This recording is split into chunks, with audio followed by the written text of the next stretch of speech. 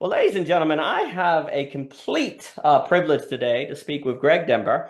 I love any work that has to deal with cultural analysis, dealing with kind of paying attention to what's happening in the arts.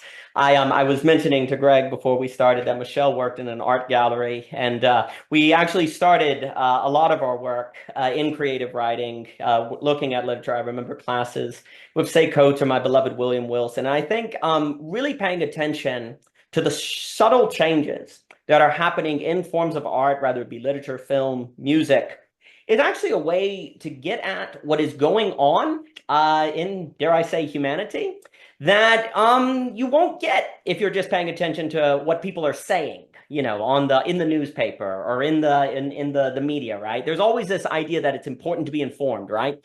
Like democracy doesn't work if you don't have an informed citizenship. Well, there's a funny way in which I don't actually know if you can be informed unless you take seriously something like cultural analysis, because you don't see the undercurrents upon which everything is riding. You're only seeing the explicit. And as we actually learn in, a lot of psychoanalysis or whatever, the explicit is often concealing, hiding, or not. Like people don't even themselves know what they believe sometimes, right? We don't even know what we're trying to say. And so to really, in my opinion, be informed, you really do need to pay attention to cultural analysis. Otherwise, you won't. You open the book talking about the fish in the water. It's the culture, it's the air we breathe. We're going to be a fish that doesn't know we're in water, and everyone knows after that famous Wallace speech, you don't want to be that guy. You want to be the fish that knows you're in water. And as just a quick note, I'd say my first, thanks to the great Mr. Harper. And kind of encountering of cultural analysis that blew my mind was the book Momensis by Auerbach, a famous book. And it starts off with that point of when you read the Odyssey with Ulysses, everything, every detail is being said, right? The history, nothing is left out. He's telling you the scar, he's telling you the history. It's very, very, very explicit. Everything is explicit. And he compares that with the Torah. When Abraham is taking his son, and Abraham got up, they traveled for 3 days, very scarce detail, not a lot of speaking, not a lot of detail. And what Auerbach pointed out is the different kind of psychological impressions these texts have, right? Like when you're reading the Odyssey, you're not wondering what's going on in the mind of Ulysses because he's telling you everything that's going on in the mind of Ulysses. But when you read the Torah, you're often going, what is Abraham thinking? What does Isaac think about this? What's going on? And you don't know. And what Auerbach suggests is that we can learn a lot about a people and a culture by really noticing the different techniques employed in the literature, the different ways that characters hold themselves. And the suggestion was we shouldn't be surprised if you see more psychological or existential or et cetera texts coming out of, say, Jerusalem versus Athens before they come together in someone like Hamlet, because that suggests a different kind of approach to the world. And that always blew my mind because it was like, wow, I had always up to that point basically read, you read literature for the story or the summary, not to pay attention to what the techniques being employed must mean about the people writing that story. And it became a kind of insight. It's like, oh my gosh, there's a certain wellspring of information about a people that is right there if you just learn how to read the book, or learn how to read, right? And ever since then, it's been like, well, what's going on in the movies in 2025? What's going on in the musics and films? But it's one thing to make that point. And it's entirely another to do the work of gathering it together in a text, say hello to Metamodernism that goes through film and movies and makes those case studies, that makes those examples so you can see those things. That takes a lot of work and a lot of time. And I appreciate Greg Dember doing that work. And if I were to ask him a question to start, so Mr. Dember, how does a cultural critic see the world? How do you see creative products or art? What do you think it is to take on society in terms of cultural analysis? I'd be curious any thoughts you have with that question. And thank you so much for your time today, Greg. Yeah, hello, and that was a fascinating introduction. I'll probably rewatch that carefully when the video comes out because You said a lot of really interesting things um, just in there. And not to be falsely humble, but I think that's the first time anybody has actually deemed me a cultural critic. Um, so I'll take it. Um, and yeah, I'm not just being falsely humble when I point that out because it actually says something kind of about who I am because yeah, so until I kind of got involved in writing this book and in writing some of the online stuff that I've been doing about metamodernism, before I kind of jumped into that role, I had more thought of myself as an artist, specifically in music and songwriting. Um, and then, and yeah, this is all spurring some interesting thoughts for me. Um, But to me, part of being an artist, a creator, is having a relationship with the art of others ongoingly. And so there's this implicit way that every artist would be a cultural critic as part of the essence of being an artist, right? So I'd always taken that on, and that's not to say that people who don't identify as artists don't also do that. But yeah, so what I'm just thinking about right now is that um, to be, to actually be classified as a cultural critic because you've written a book or something like that is really just an elevated version of something that I think many people do, whether they're artists or they're not really artists, that people just do in their life.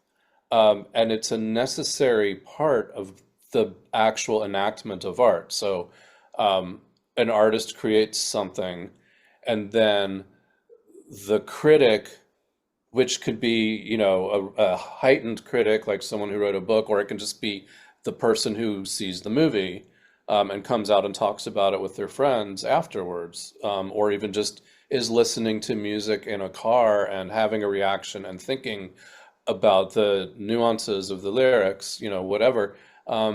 The artist creates something, and then it's almost like in the act of criticism or interpretation, we're adding the water, like just add water and then the thing inflates and becomes its full self.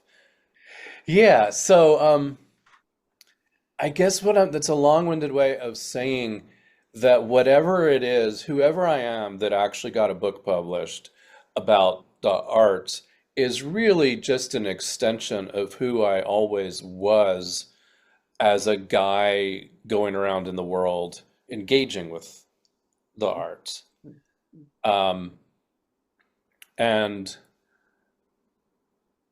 and I think it's essential that there are people doing that. And um, if I put my ideas all together into the form of a book, which I am putting out to the world and encouraging people to read, it's because I guess I've come to think of my interpretations as having enough juice to them that they then warrant that same engagement by my readers that I give to that which I read. And it's just this kind of stacking. I'm just thinking of all of this right now, totally off the top of my head. Well, you are So outstanding I'm off the curious top what of you your think. head. That is fantastic. Well, you can't come up with something that well put off the top of your head unless you actually live it. And I think the idea of in being an artist, well, you said something very important. Sometimes I think a lot of learning is where you're coming to take something that you know and put it into terms you understand so that you can Hmm. better work with it, right? Because like you said, like Toby, when you had that wonderful conversation, a particular story of a black man, and Toby, and you had that on the Metamodern YouTube channel, and there was Yeah. that idea where he was saying that, he had intuited intuited and the kind of directionality of metamodernity. But until, he had the term or he had the work that people had done, Yeah. you couldn't really own it and thus feel more, and this is, I think, key, more confident in that directionality, right? Because Yeah. I think what someone, in someone like you writing a book like this, I think there are, just because what you are, like you say it very well, on that idea, I will randomly read from the book, but, because it reads so beautifully. It's like, if metamodernism sounds great to you, and this is on 296, and you want to be part of it, it's important to understand that it isn't the kind of thing one can join, like a club or a team, nor is it a philosophy to espouse, nor a lifestyle one can adhere to. It's really mostly an aesthetic to experience. It's a sensibility that is expressed in artworks in areas such as film, music, TV, and fiction, et cetera, so forth. So what I mean by that is it's the culture. It's in the air. You say that in the Yeah. beginning as right. So there's lots of people, no doubt, who are intuiting this organically. They are moving in this direction. But you see, I can speak personally. I bet you a lot of them have felt kind of crazy or like, what am I even doing? Is there even anything to this, right? The critic in the analysis for me plays a huge role in that by bringing all this together and showing, no, this is a thing, it actually gives confidence and support to those people. They don't feel so alone. And you actually say that as well. There's this idea that, like on the very last paragraph, we at the beginning of the conversation, I'm on the last paragraph or something. Yeah. May your understanding of metamodernism spark a sense of connection with all of the others out there who feel the same way. I think that is big. And I think also, like, the history of artists tend to be a history of people, communities, of artists, obviously Bloomsbury, but then Scottish Enlightenment, Vienna, I can go on, right? Well, there's something really important about the artist being able to work by feeling like they're together with others, right? Yeah. And there's something about metamodernism, and I don't, my feeling, not that I know, is that it hasn't quite broken onto the institutional level in mass yet. A lot of it is still, dare I say, postmodern in its sort of thinking. And that was brought out by the playwright in that conversation, the oscillating stone, on the idea of like, I'm seeing this thing happen in plays. I'm being told we're still under postmodernism, but it's not quite what I'm seeing. So what's going on? And my impression is that where, say, Bloomsbury, which is just the obvious example, you have all these cats working, I guess, Cambridge, maybe Oxford and different things, but they're kind of meeting at Vienna's, Virginia Woolf's house outside of the university, and they're kind of forming, right?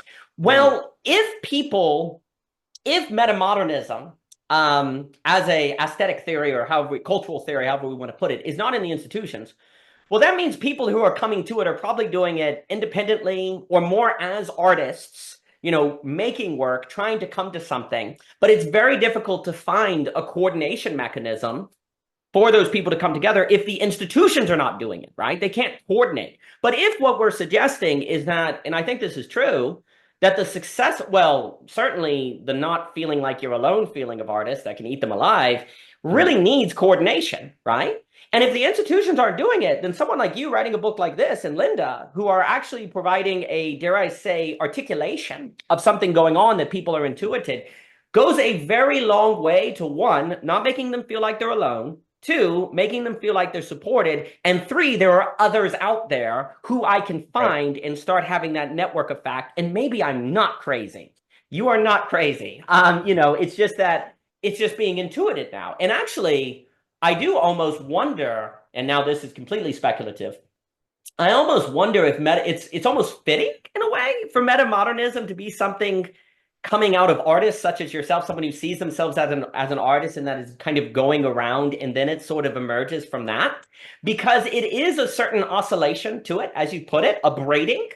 And institutions in their very logic they're not very oscillating. They don't really oscillate in their logic. They're much more solid, right? Oscillating threatens the institutional incentives, right? But it's the artist who is going around, going to the coffee shops. I know you talk about the coffee shop with encountering this new emergent sort of thing. They're braiding. You're going around and braiding. But here's also the key. The artist has an interiority to braid for and with. Whereas an institution, almost by definition, is, I don't want to say anti-interiority, that's a little strong, but it's not part of their core logic, right? The core almost Marcise Olson institutional logic is not to worry about interiority so much. It is, in fact, professional training or objective science. And you make a point about this is that, just because there's not a metamodern science is not a hit on science. You also make a critical point that metamodern does not equal good. Like you make that point in the book. It is an analysis of what is occurring. There are alt-right versions of metamodernism, right? Like there's this terrible, in my opinion, there's a major problem. Well, it actually might speak to the lack of an understanding of what cultural theory is doing when people so quickly go, so that's good, right? It's like no, this is the horizon. You then have to, now that you have this articulated, how will you work with it? How will you tarry with it? How will you operate with it? And actually, well, I always like to talk about David Hume's self-defense. If you know that the alt-right is using metamodern sensibilities and you can identify it, that can actually be a self-defense mechanism. You're less likely to get pulled in by that longing for interiority in that particular direction. Yeah, or you can realize that you need to employ those methods and that sensibility to put forth your own project. Oh, 100%. Because if you don't, you're putting forth things of the previous paradigm, which is falling behind, and whoever is employing the new operations of metamodernity, they're going to steer things more so, and that could be the alt-right, right? So I think that was beautifully said. And then I'll throw a question at you, and feel free to comment on anything that I've said. It just feels very appropriate that, for me at least, that metamodernism as a cultural theory analysis is coming from artists themselves who are going and looking and braiding things together, who are honoring interiority. The colleges are important, but like with Bloomsbury Group, the college brought them together, but it was outside of it that actually was really, really important. You need that space outside of it, where then the interiority, the unique genius or whatever, can actually come out in certain ways. The other reason is because why would a university have an economist like Keynes talking with Virginia Woolf, right? The logic of specialization would never have them interacting or getting to know a Ramsey or, Forrest, et cetera, so forth, right? E.M. Forster or different things. So I'd be curious on any thoughts of any of that. And then my question would be, you have a lovely, you bring up the word braiding in your book, which I really, really appreciated. And I've already used it a few times, so it will be appropriate to add meat on those bones, I suppose. I really like that word because I've always heard mostly oscillation, and you're not saying that that's wrong, but you also bring braiding as a term that's important there. Feel free to respond to any of that, Greg. Okay. Before I talk about braiding, I do want to push back or against or refine a bit of what you were saying about the institutions. Sure. So metamodernism as a phenomenon, like the various artworks that are out there, of course, did not arise in the academy. It arose via artists. But the theorization of metamodernism definitely arose in the academy. And Tim Vermeulen and Robin van Denneker are, they're actually descriptive of bristling against the hegemony of the postmodern analysis that they were trained in, and this sort of sense that to be smart, I mean, these are my words now, not theirs, but I think there is a sense that one encounters, which is to be smart and sophisticated is to adopt a postmodern framework. Like that's sort of taken for granted. And while they were graduate students grappling with that, they were also living life and going to art museums and enjoying art and watching movies and all these things. And they were seeing that the art, both, high art in museums, but also film and music, etc., that was really, burbling up and that real people were experiencing. And this is getting back to what I was saying about sort of how we all are being critics as we engage with art. They weren't able to, it didn't make sense to try to bring the postmodern framework in as a framework for doing criticism and interpretation and experiencing of actual art that was in the world. And that's what prompted them to develop a new theory that they named metamodernism.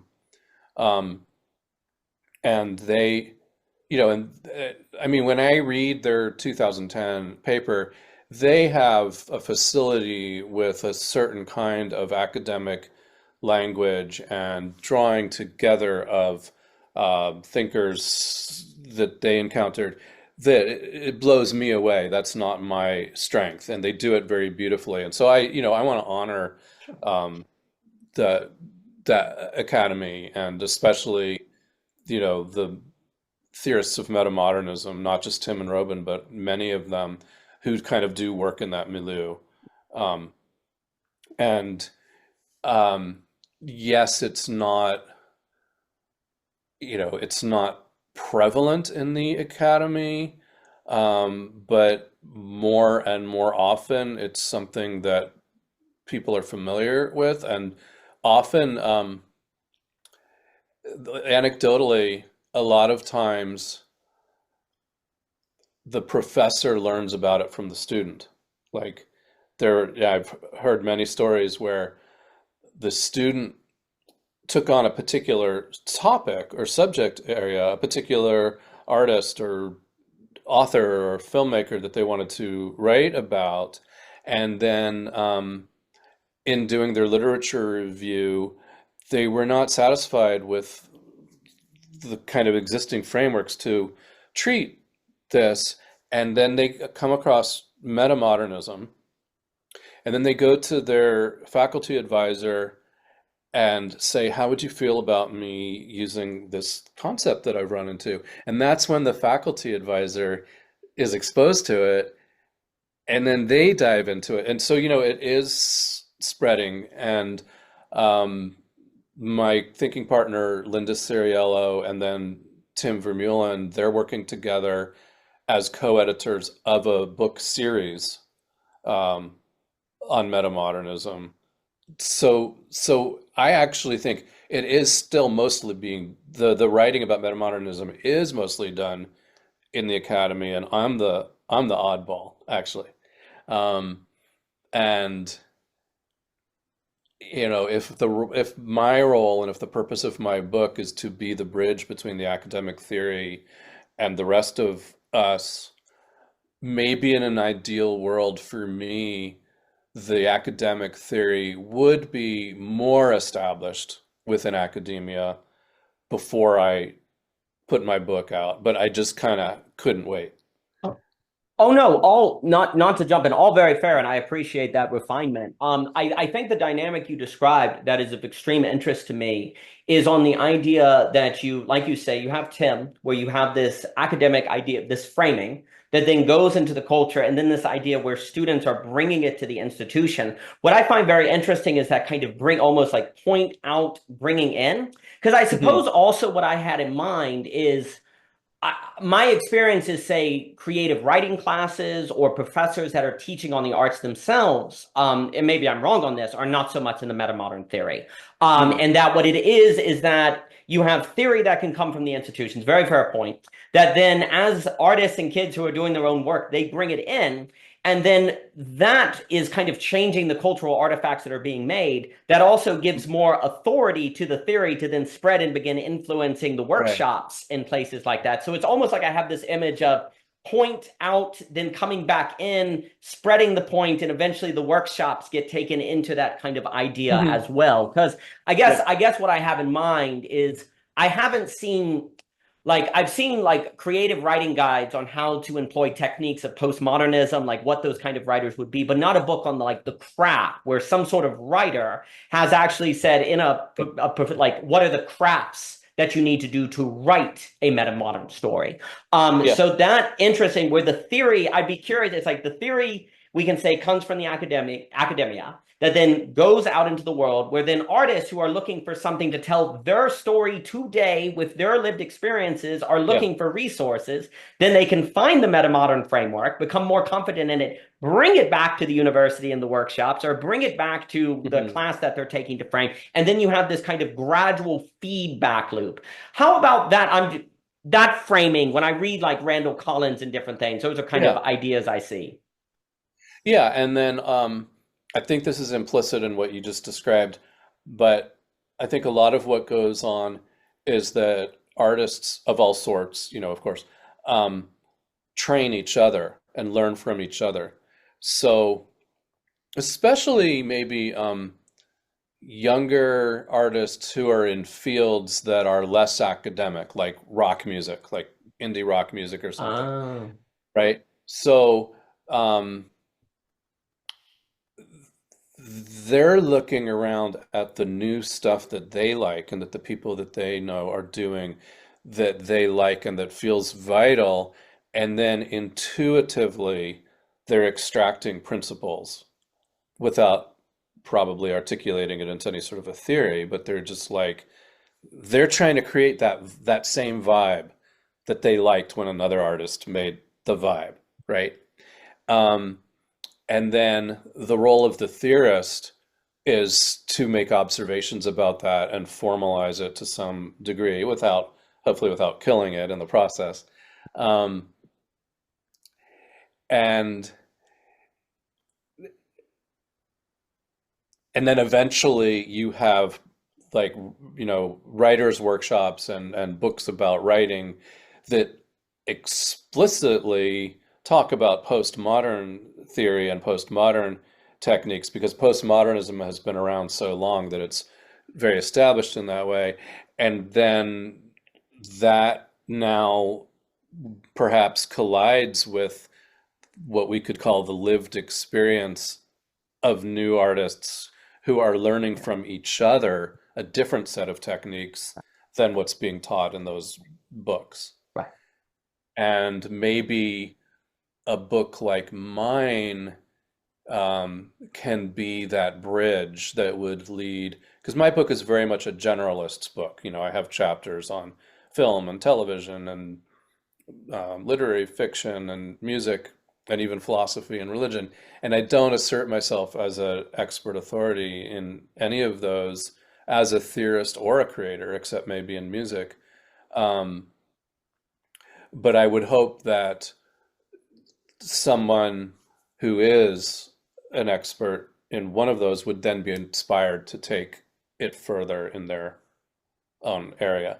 And if they're more of a crafts teacher rather than an academic theorist, maybe my book provides a more accessible framework than the true academic books do for somebody like that.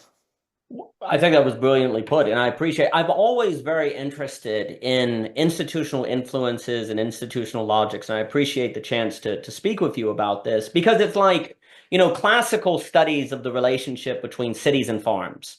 You go, oh, it's one or the other, city bad, farm good, or farm bad, city good, when really a lot of the biggest farm, like New York State, for example, is mostly farmland with a big city. And what they find is actually they're codependent. You can't, it's not cities are bad and farm is good. Actually, cities need farmland, and the bigger the city, the more you're actually going to probably have agricultural around it. And then, of course, that demand, et cetera, so forth, right? Well, likewise, the relationship between institutions and, say, the public, right, or people outside the institutions, there's usually a feedback loop in operation there that is not obvious, but is actually very important. And what I'm interested in as we're speaking is it's almost like maybe a way to think about it is theory institution, then it gets out to artists who then change, the kind of works being made that then comes back to the workshops. It doesn't seem Mhm. to me to be theory workshops art, like a clean sort of trickle down. Right. It's almost like an out and in that is occurring, and that seems really important. But this is where I guess on the point, what I have in mind on the idea of someone like you who is an artist making this kind of book, I do find your stress, and I know you reference the performancism, the movement of the performance of a genuine emotion, I forget the name of that movement, but I know what you're talking about, Esther or something. But this emphasis on interior experience for metamodernism, I Mhm. think that I do think your emphasis, I'm not saying there aren't other thinkers who are talking about that, but I find your emphasis on that unique. I don't think, though, that that is by chance. It's from an artist who's also trying to make the work, because you, in doing that, have the internal experience that is coming forth, where it's not simply techniques, where if you're just a theorist and maybe don't also do art, it would be easier to miss that effort of bringing out the internal. That's, Yeah, I guess, what I have in mind. I'd be curious, any thoughts on that? yeah, yeah. Um, a few thoughts. I think that kind of in the way metamodernism had been theorized kind of before I put my spin on it, more of the emphasis was just on the descriptive level, like the observation of this oscillating dynamic between modern and postmodern dualities. And it's not that there was no attempt to explain the motivation for that or what lay under, but not as much as I wanted there to be. Um, and so I think you're really correct. I think you're nailing it that maybe with me having more of an artist sensibility, it was, just very clear to me that artists have motivations for doing what they do. They don't just randomly do it. And what I was aware of as a motivation was to kind of fight back against the when postmodernism went to an excess point, and I put it that way because I don't think postmodernism was or is a bad thing, but as a side effect of all the great things that postmodernism does, it can undercut and undermine the significance of personal interiority. And that becomes exhausting for artists eventually, even though it can be very fun and it can be very enlightening to play on the kind of postmodern surface as well. And I want to actually clarify something at this moment, because this has actually come up recently. A few different people have posed this question to me. Um, and I kind of address it in my book, but I sort of took it for granted in my book that it would be obvious, and I think it might not be as obvious as I realized, so I'm going to try to make it explicit here. Um, I'm not claiming that metamodernism is about interiority per se. I'm not claiming that that's a new novel development in metamodern art. That almost sounds sort of ridiculous. Like, of course, art is about feelings and interiority and things like that. Um, es- Especially in the modernist period. Um, but so it's not that metamodern art is just, art that explores the interior or art that is about the interior. It's actually more specific than that. It's art that expresses, oh God, how do I put this? Um, it's it's protecting and taking a stand for the importance of interiority, um, and to not take it for granted, um, and to defy the various forces, whether it's the forces of postmodern art or modernist scientific reductionism, or contemporary hypermodernity and all the technological craziness that sort of pulls away from the self. It's an explicit defiance of all of that stuff. And then along the way, there's just the normal relating of the interior experience of life. But that second thing that I just said, that's not what makes it metamodern. That's just what makes it art. Does that make some sense? Completely. That nuance, I think, is critical. So there's a few things. I guess what I have in mind is that iteration of metamodern theory that you're bringing to the table, I think with this emphasis, it's not by chance it's outside of the institution, even if it's influenced by the institution, Mhm. that then can bring it back, right? And I think because, like, like you say, well, isn't it obvious? Art is always about interiority. Well, this is where the fine detail is everything. And I don't know if anyone but an artist can intuit that difference, though, because that difference is intuited in the craft of the attempt, where you can see, no, no, Mhm. this is not merely an expression of emotion of an interior state. It is a defense of and creating I want to use the word clearing, which is a term like Heidegger or different philosophers make, where you create a clearing where something comes forth. You Mhm. don't prescribe what comes forth. You don't say what it has to be, but you try to create a clearing in which it can come forth, right? That is not merely expressing emotion. That's actually a technical activity. That's the issue. It's a technique to create a Mhm. clearing. If Mhm. I just tell you, like, what's the difference between saying to you, I'm happy, versus creating a clearing in which happiness comes out, right? That is different. And the artist who is who is working with metamodernity knows that difference, but from the outside, arguably it looks the same, right? Like it looks the same. Like if I'm just describing um the scene of character I watched, we talked about a little bit, I'll just allude to it, Beasts of the Southern Wild, which is a tremendous movie, oh my goodness, is a tremendous movie where you have a character that's sort of saying, oh, what she is a kind of depiction of innocence against the odds, if I just use a very trite banal description. Saying that and having her and seeing that emotion is very different from seeing a kind of clearing, which is using postmodern and modern elements together with the fantastical, to where it comes through and hits you in a surprising way and you really feel it alive. I think that's also critical. When I say to you, innocence facing the odds, that doesn't really feel alive. It's just words, Mhm. right? If it's Right. going to feel alive, it has to somehow break through it as a clearing, but that's all the particular technique of the work, right? Like, as just one example of technique, is I found it very interesting in that movie when the camera showed, toward the end, and if you've not seen the movie, spoilers alert, and the beasts show up, and she's looking at them, and they leave, the camera looks at her, then it looks at the beasts, then it looks at her, and if it cuts to the adults looking, it never cuts from the beasts to the adults. It goes to her, to Mhm. the parents, Oh, then interesting. back to her, to the beasts. Because if it went from the beasts to the adults, you'd say, oh, they see them too. But by going beast, child, adults, child, beasts, that creates a certain, like, well, maybe they're there, maybe they're not, right? And when she walks Uh, back and all the adults are silent, are they silent because they saw the beast or because they know she's walking in for her father, right? Like right. that creates an effect of I'm in this double space of the fantastical with the real.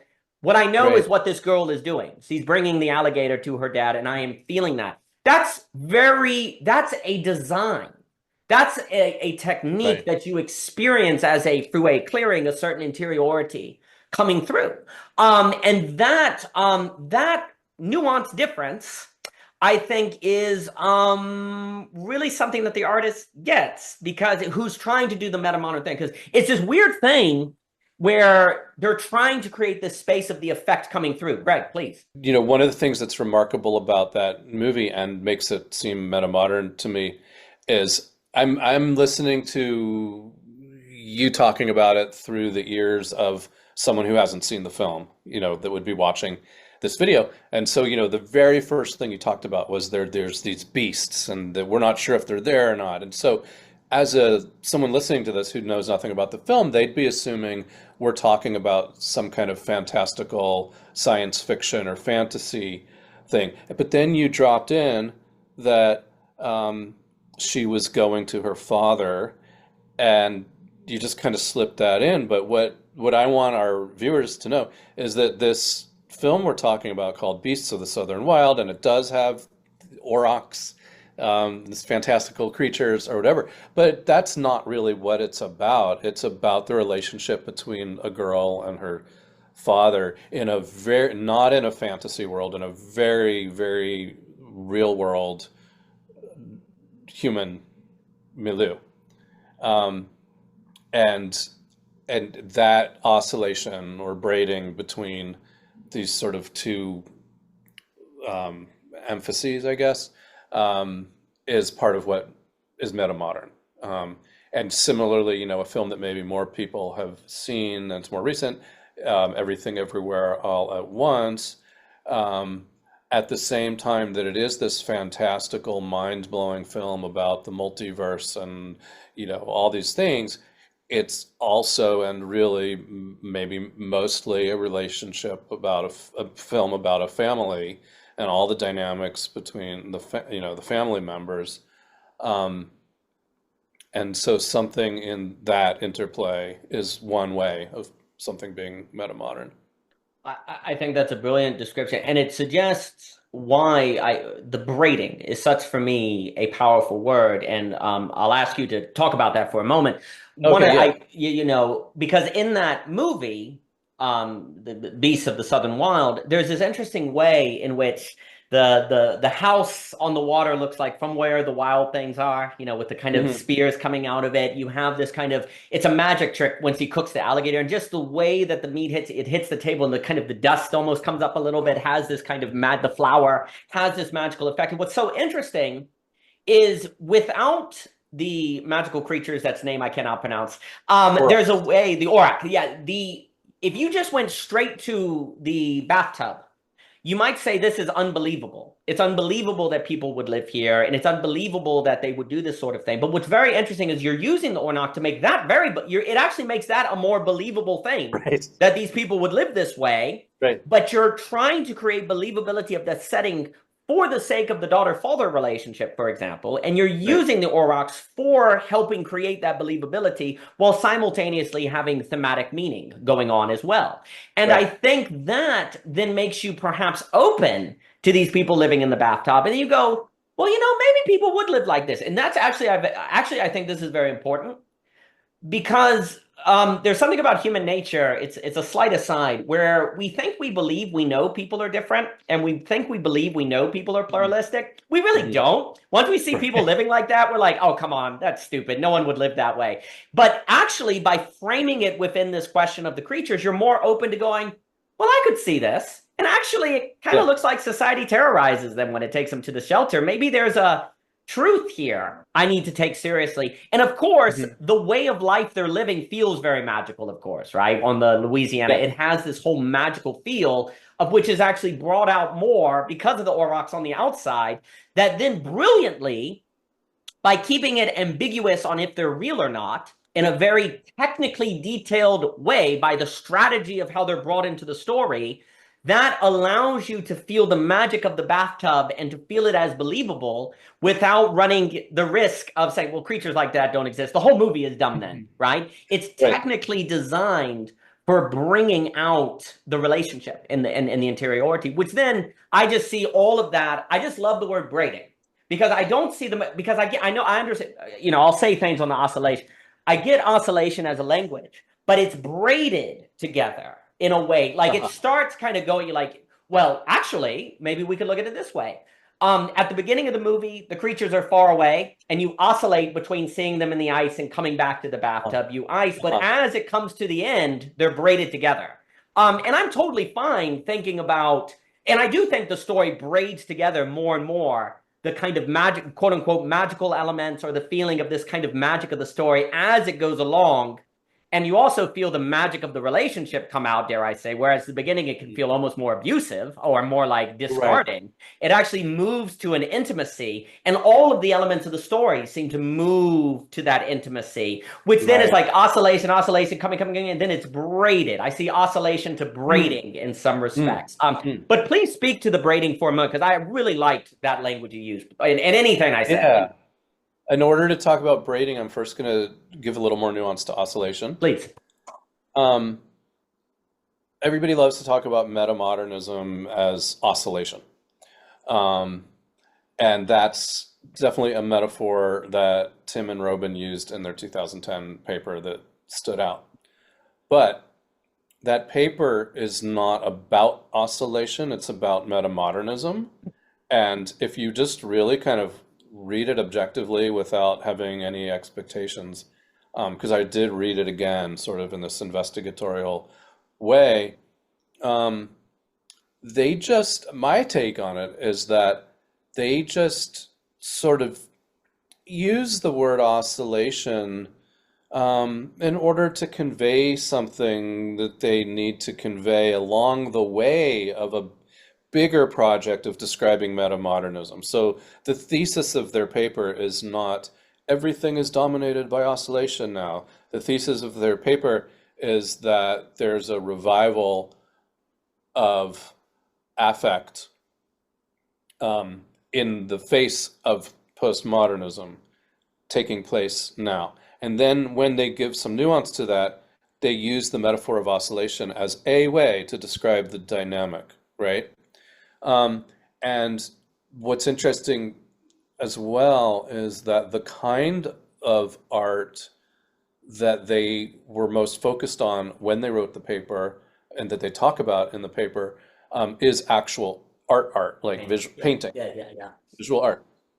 And a painting does not oscillate in time.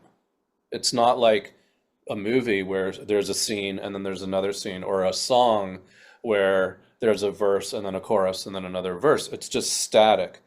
So, and yet they describe it as oscillation, or they describe this phenomenon of oscillation in regards to a painting. So my take is that the oscillation is in the viewer's reading of the art.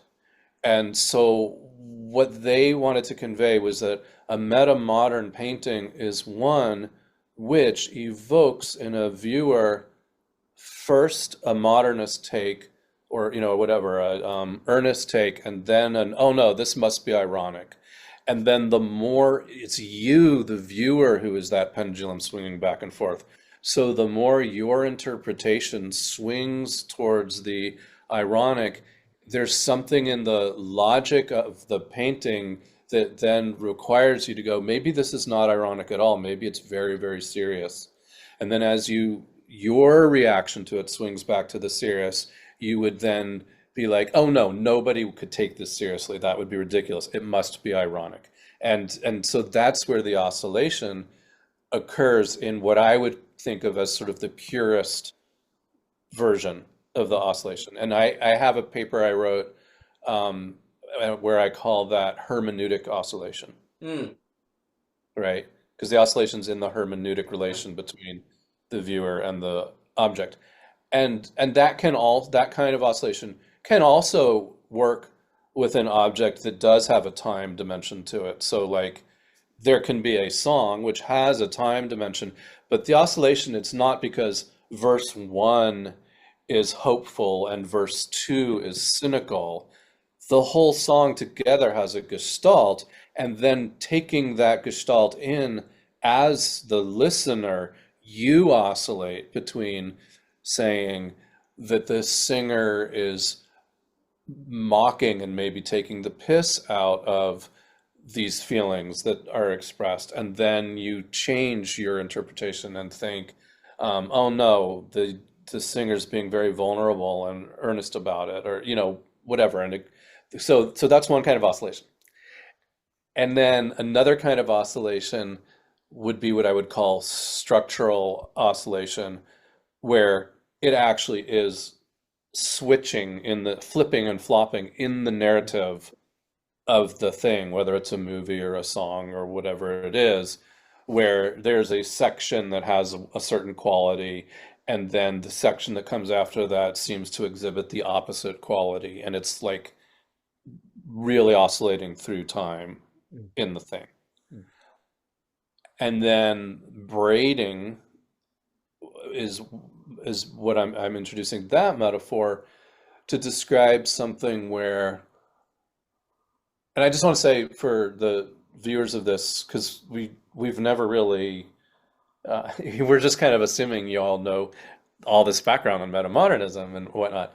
But the sort of basic idea of metamodernism is that it's artworks that have some kind of dynamic between modern qualities and postmodern qualities.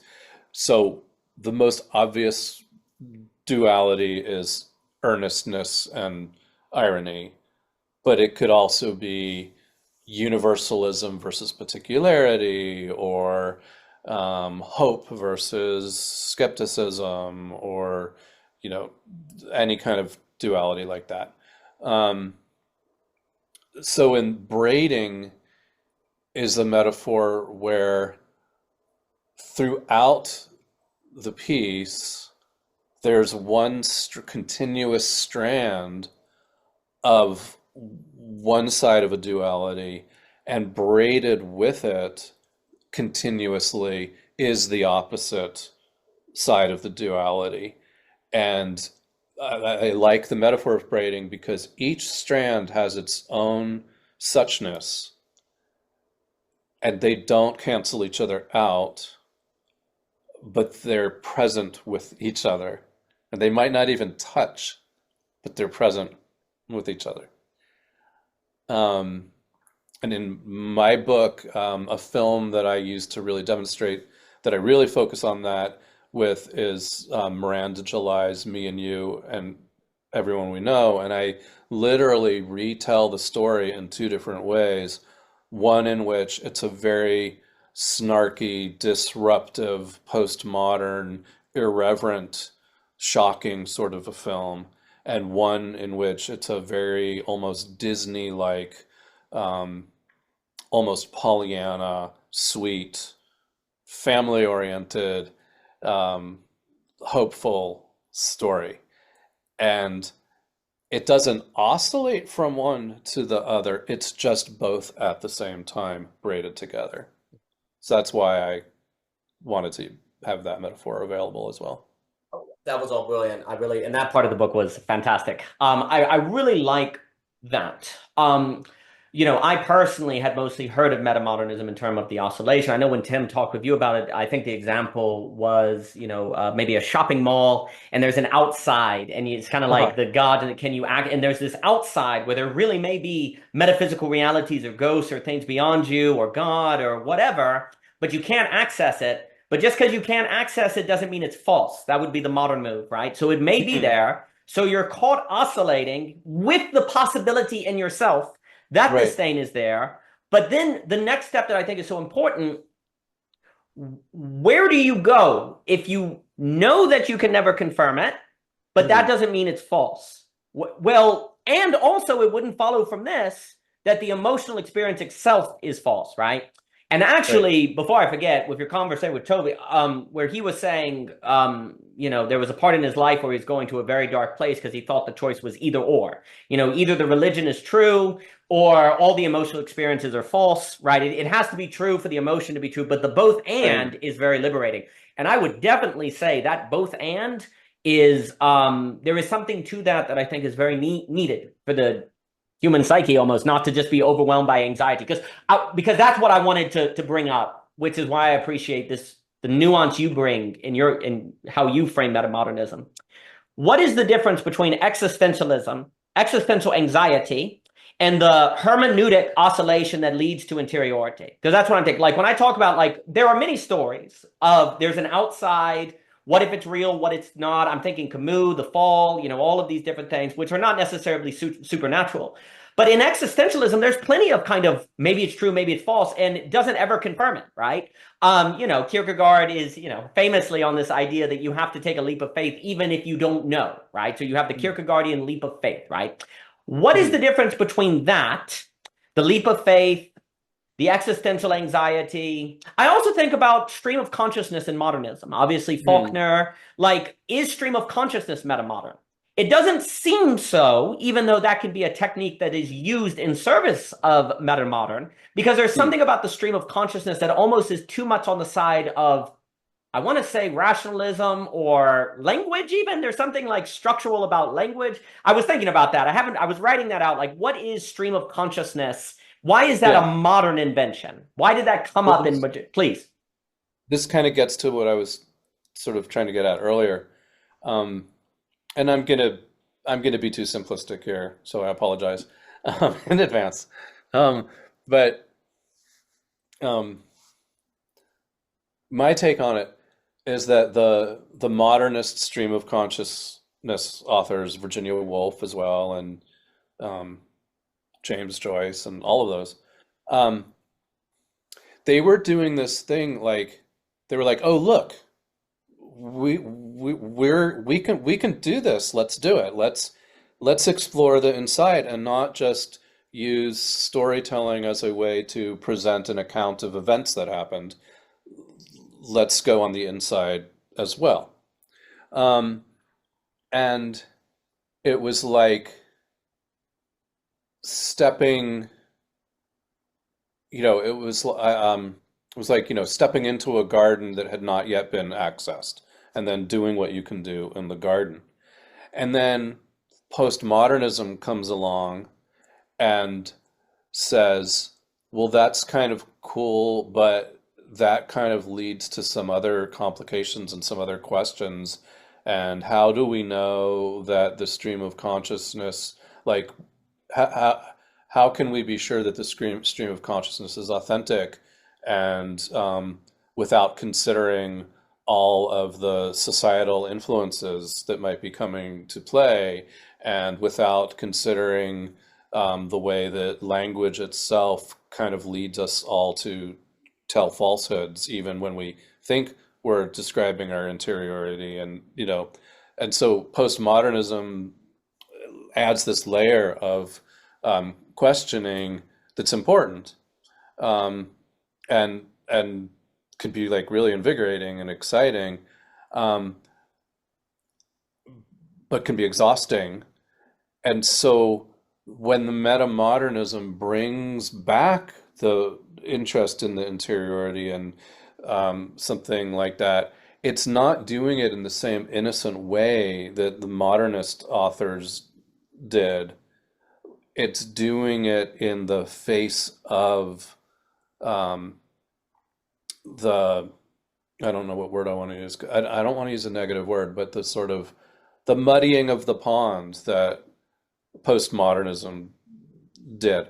And so, like I was saying, it's not, the meta-modern thing is not just a return to depth and affect and interiority. It's a sort of self-conscious, um, defiant or exuberant, saying like, yes, I can, I am going to do this. Like there's this extra element in there that wasn't present in the modernists. Is that fair? I think that is fascinating. I think that is very fair. It's an interesting thing where, because as you were speaking, some thoughts came to mind. Like in modernism, there's almost an idea of let it, oh, there's this internal space that's alive. Let's kind of bring it out. I guess some people almost put Keats as someone like an early playwright, modernist, and then it kind of moves on this inner space, coming increasingly into the forefront as the basis of logic. Like, I look at the Benji section in The Sound of the Fury, which I always like to reference, and it's like someone who is mentally handicapped, when he hears caddy, because his parents have sold off the farm for a golf course, he hears Hmm. caddy and he goes to his sister caddy, right? Oh, Or when yeah. he feels the sun on a cold day, he says the sun is cold. And you say that's Hmm. absurd, but it's associational logic, right? So there's a Hmm. logic that what Faulkner is showing is that Benji understands the world associationally, right? And basically we can look, in my opinion, of the Benji section on if there's kind of this way in which the world is fragmented and kind of falling apart, we have to put it back together. We can use reason to do it, or there's been these religious wars, or we can use associational logic of a Benji, or trying to connect things together via allusions and references from the past of a Sacred Wood, T.S. Eliot wasteland kind of thing, right?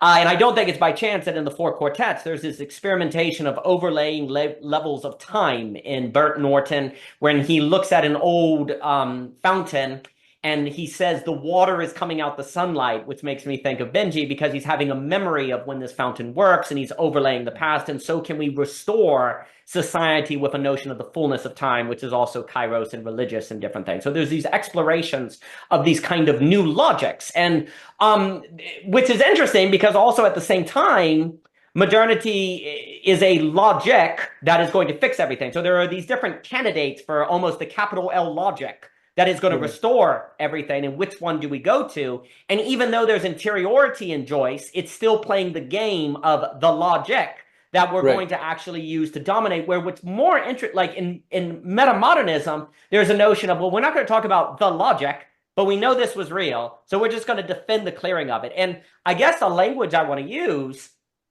that just well, and also the problem. So there's a few languages because I can't resist. In theology, there's always that tradition of the difference between the kapithatic and the apophatic. The Mm. kapithatic is God is good. You make it explicit. You bring it into the forefront. The apophatic is saying like God is not good. It's more like the Heideggerian clearing, I almost want to say. And the kapithatic is more of how do we successfully talk about God, right? In a kind of systematic way, right? Modernism is almost kapithatic with the internal space, right? Let's just get, Right. it's these, the stream of consciousness, everything we're going to understand, we're going to get it out, we're going to actually find the fullness, or whatever, or what we need to, in making kapithatic the internal space by making it fully present, right? Well, the first thing that does is lead to, well, like Barth, what does Barth say? The literature of exhaustion, right? You have, there's an exhaustion to that, just like the Summa Theologica, all these theological texts that go on for thousands of pages that are trying to Right. be kapithatic.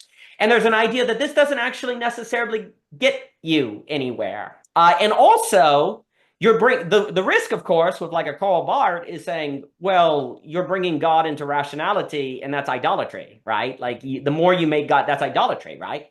So Mm. there's an interesting thing where, in one way, postmodernity comes along and is like you said, hey, can you trust that? And then there's also a kind of like, well, this is just rationality using interiority, or, to put it into the world to actually make it a product. It's actually kind of commoditizing it.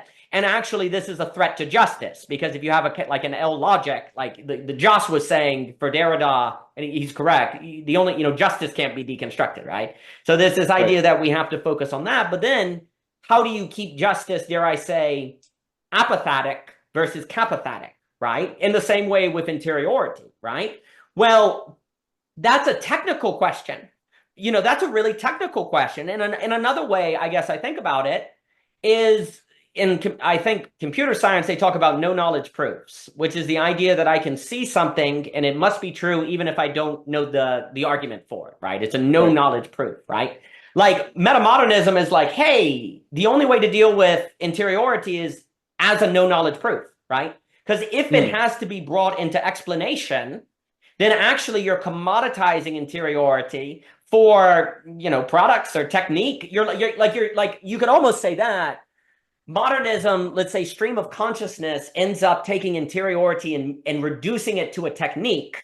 Whereas in metamodernism, there's an Mm. effort to use technique to create a clearing for interiority, to honor Okay. interiority. Now, I don't want to, obviously, it's not so simple, but I find that a way I think about it. But of course, the only way to get to, this is not to say that metamodernism is better than modernism, as you don't say and nobody says, because you had to go through metamodern and postmodernism to get to the material to braid together to create the apophatic effect of interiority, You meant right? you have to go through modernism and Yes, postmodernism. yes, that's Yeah. correct. Like if you don't go through them, you don't have you don't have the things to braid together to possibly have this effect, right? And so, Yeah, but it's not even just it it's not even just that you have to go through those two things to get to metamodernism, and that's why they're still valuable. They are valuable all on their sure, own. sure, sure, sure, sure. Like, Absolutely. I mean, sometimes a modernist thing or a postmodernist thing doesn't hold up and seems very dated and of its time. But, you know, more often they're great in within their terms. They do something for us better than a metamodern thing would do that particular function. Completely. I think, if the word through, which you're right, it can be problematic because it's like you leave behind, it's like a needle that you thread through, like you have Mhm. to have it and bring it with it. And yeah, and again, my beloved Cadell last, and we'll talk about Hegel and different things. And the idea of Hegel is that the past is the now. Like it is the structure of the now. If you leave it behind, the now actually eats itself because it has Right, nothing to kind of hold it together. The right, question is, how do you relate to the past, right? How do right. you the other idea, like when we're talking about the isolation and the braiding, like there's almost a way too in which I think about it where, okay, you're writing a story. Well, then, like Pig, the movie Pig, which I really did like that movie, right? You have this story, this guy who loves this pig, and it kind of starts off a little ridiculous. You're like, okay, this guy's another, oh, he must be from the bathtub, I guess. So there's this kind of story, and there's this pig. But then gradually, when the pig is taken, there's like a real intimacy. Like the comedy of it then becomes very kind of intimate, that kind of arises. You're like, it changes the principles. But just before it becomes too serious, there's then an Yeah, underground chef fight club, like you brought out, yeah, right? That's kind of yeah, ridiculous, right? So yeah. it's almost like an image I have is as it's developing, the creator heads it off with, well, let's introduce a little bit of postmodern here before it becomes too Yeah. serious. Now it will go the other way, but let's reintroduce some of the elements of the cooking and keep So heading it this is off an almost. example of the actual structural oscillation as opposed to the hermeneutic, where the oscillation is in the very structure of the narrative. And you can easily point to one and say, this is the earnest part, this is the ironic part. Yeah, absolutely. And to me, I like what's very interesting to me, because again, thinking Hegel with this kind of idea of the I and other, I and object are always in a feedback loop. It's not I object split, they're in a feedback loop. The structural element, the structural oscillation, then invites the hermeneutic oscillation with the Hmm. structure, Right, guiding it. And right, then you're left with the oscillation. Because it's also interesting, because after the movie Pig, you still have that hermeneutic oscillation going with you. right. For the whole movie as a whole, you then have a hermeneutic oscillation about it. Yeah.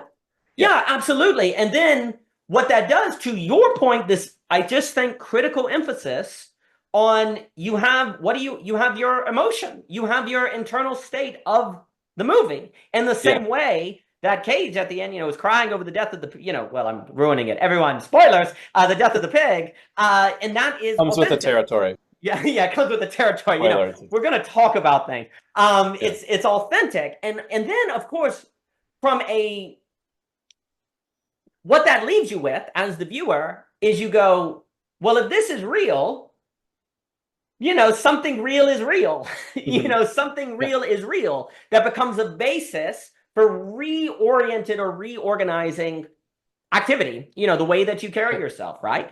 Yep. And so, because again, what you could say modernism, generally speaking, and I completely agree on what you're saying, they all have value. Well, actually, before I forget, this terrible tendency to overly demonize postmodernism, I think Yeah. it contributes to the assumption that metamodernism equals good because it's getting us out of postmodernism.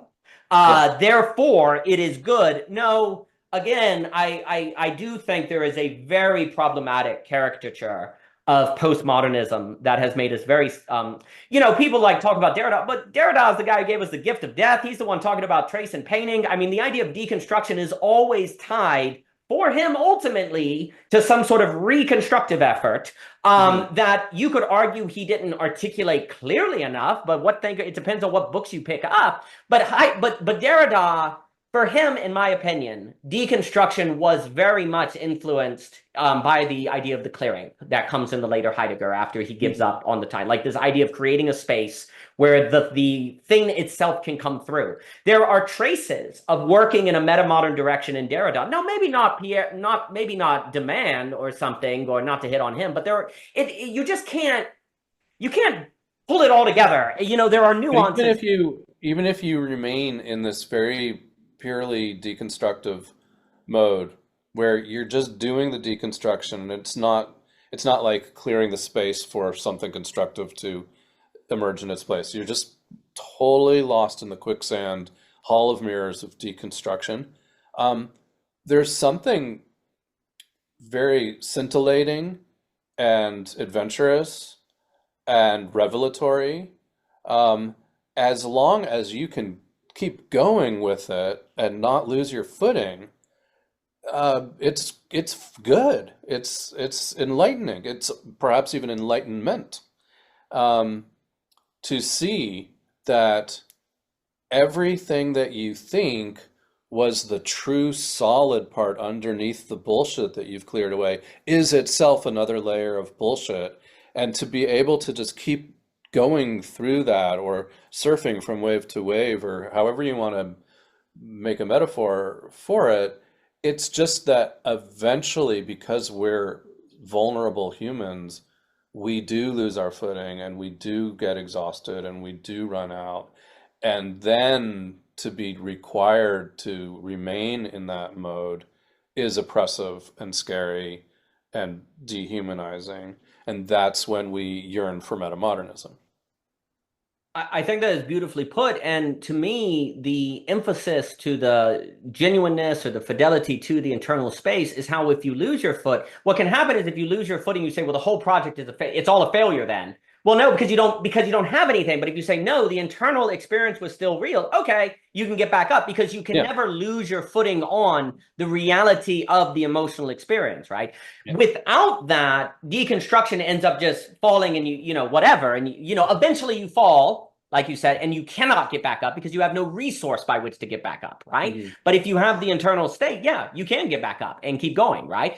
Yeah. Because well, it makes me think again with Toe on this idea of, if you get to this point in your life where you say if you grew up in a religious faith or different things and you're like, well, that was all false, so my life is a lie, right? If you do that, then you say, well, what if I do it again? And you become hopeless because if that was a lie when I genuinely thought it was real, then what if it just happens again? So you curl up, right? You stop, right? But if you say, no, maybe that didn't actually happen that way, or maybe it didn't have actuality backing it, but there was a reality there. There was in the emotional interiority, and that can never be taken. That can never, ever, ever, ever, ever be taken. Well, then you don't have this. Well, then you didn't waste your time, right? You weren't fooled. Like what happens is, well, I don't want to be fooled again. I don't want to be tricked again, right? Right. And so you don't do anything. But if you have the metamodern revelation, if you will, then that becomes a basis to not make that mistake, right? And like you say, like with deconstruct, like there's that, that idea, if I say nothing is everything, everything is nothing, well, then of course that means nothing is everything, right? Like if I say there's no certainty, well, how do you have certainty about that, right? It's the Hegelian, if you have a negation always must entail the negation of the negation to even be in operation, at which then you have a sublation. You have another shine can come forth, right? And, Hegel's emphasis in logic, in the science of logic, is like, if we're not careful, then we do a negation, but not a negation of the negation. And that ends up in, he basically just talks about falling away. You just fall, basically. There's just an ever falling that occurs. And I think that's what can happen in postmodernity. But if you don't have the negation, then you're stuck in a totality. And if you have a totality, that can be, totalitarianism. It can be stagnated, it can be frozen, it can be Hannah Arendt's banality of evil because you have the assumption of it, et cetera, so forth. So modernity gives you totality. The risk of totality, totalization, and then one thinks of Adorno and Horkheimer with the dialectics of enlightenment, basically saying the Enlightenment is why you got the world wars. And there are also thinkers like Hume who make similar points. So then postmodernity is like, well, we're going to make sure we never have a world war. So there's a deconstructive mechanism, which helps with justice. But without the interiority, if it messes up or it slips, it falls forever, right? Yeah. So you have to have that return to, I can't help but bring it up because every conversation I have to mention Hume at least once. David Hume, who everyone thinks one of their favorite people is misunderstood. That's like always a given. You have to say that. I do think David Hume is misunderstood because he comes off as just a kind of trickster empiricist saying all we know is what we see. Well, the treatise on human nature makes a very important distinction between good philosophy and bad philosophy, or true philosophy and false philosophy. And the difference is this. David Hume, when he says you can never get from is to ought, what he's saying is that you can only get from suchness to ought. You can never get from the idea of a cat to what all cats should do. You can only get from the particular cat down at your barn that you experience in suchness what that cat ought to do. He wants to bind philosophy to common life is what he calls it, right? Because he's extremely concerned about the king far off defining the people and then saying what they ought to do with no lived experience, and it becomes a source of power. He's concerned philosophy is being used to control people because of abstract categories that are not connected to common life, right? Yeah. So he's deconstructing causation, ethics, etc., so forth, based on abstract principles instead of suchness, instead of actuality, for the sake of, well, defending people, because he's mainly a historian and he's just seen how this has happened, right? But he also notes that without philosophy, you end up controlled or in a totality, or you're manipulated, right? So he's like, we need to give the people philosophy, but if they do that, they can totalize and terrorize one another. So how do we return to common life? There has to be this return to common life, right? So philosophy takes you out of common life. You see how your parents were silly or how tradition is fault, and you end up in the philosophical mindset, which he calls, there's a philosophical melancholia, which is what a lot of people talk about with the meaning crisis. What he's talking about, what happens is the melancholia is where you're like, well, everything I thought was false, which then there's two things that happen, melancholia or revenge. You're like, well, screw them, I'm going to make sure that never happens again. And you then become a tyrant. But he says, what we have to do is return to common life. You have to gain the benefits of philosophy, but then bring them back in service and with actuality, right? Okay. But the question becomes, what is the concrete thing that can be common life by which to return to? Well, my critiques of David Hume is basically, unfortunately, a return to common life at that can actually lead the political ramifications of fascism, unfortunately. Because you get small independent states that people defend, and it kind of breaks off and it destroys any sort of global project one wants to engage with in trade routes, right? But what if the basis of a return to common life was a return to interiority? Was a return to actually a felt space that philosophy is in service of, that you're defending, because I talk about philosophy as self-defense. You're always self-defending the common life. Well, this is how you can have a basis to return to that is not prone to fascism, but is also not, well, I guess, and I'd be curious what you think about this. What I see in metamodernism, and you already mentioned it, is threading the needle between universalism and particularism, which is always the hardest needle to thread. How do you have a political or cultural project that maintains individual particularity while not at the same time losing the universal, which if you lose, you can end up in tribalism and, us versus them and all those other problems. There has to be a thread between the universal and the particular. And I'd be curious, any comments on this, because that's what I didn't see in Hume, no matter how much I loved Hume, very important for his period of time, that needle could not be thread. But it reminds me kind of what Linda was saying on mysticism too, where mysticism in religion allows a threading of the universal and the particular, because you say, okay, I don't know what religious dogma truth claims are the case. These are the ones I follow, however imperfect, but we're all broken. And I do like that language versus sin. But I did have these experiences. And I even had these mystical experiences. And that becomes, and it was particular for me, but each person had their particular for them, but it is not reducible to their relativism. It is not reducible to just a fragmented, it has a kind of universal character to it. And that threading of the particular and the universal is a very big issue in 2025 global pluralism and people living together. I'd be curious, any thoughts on, I know that's going into politics and a kind of different subject, but not necessarily politics. It's also, this problem is impacting individual people in their individual lives at Thanksgiving dinner, for one. So I think it's a practical individual problem too, but I'll give it to you for any thoughts on anything.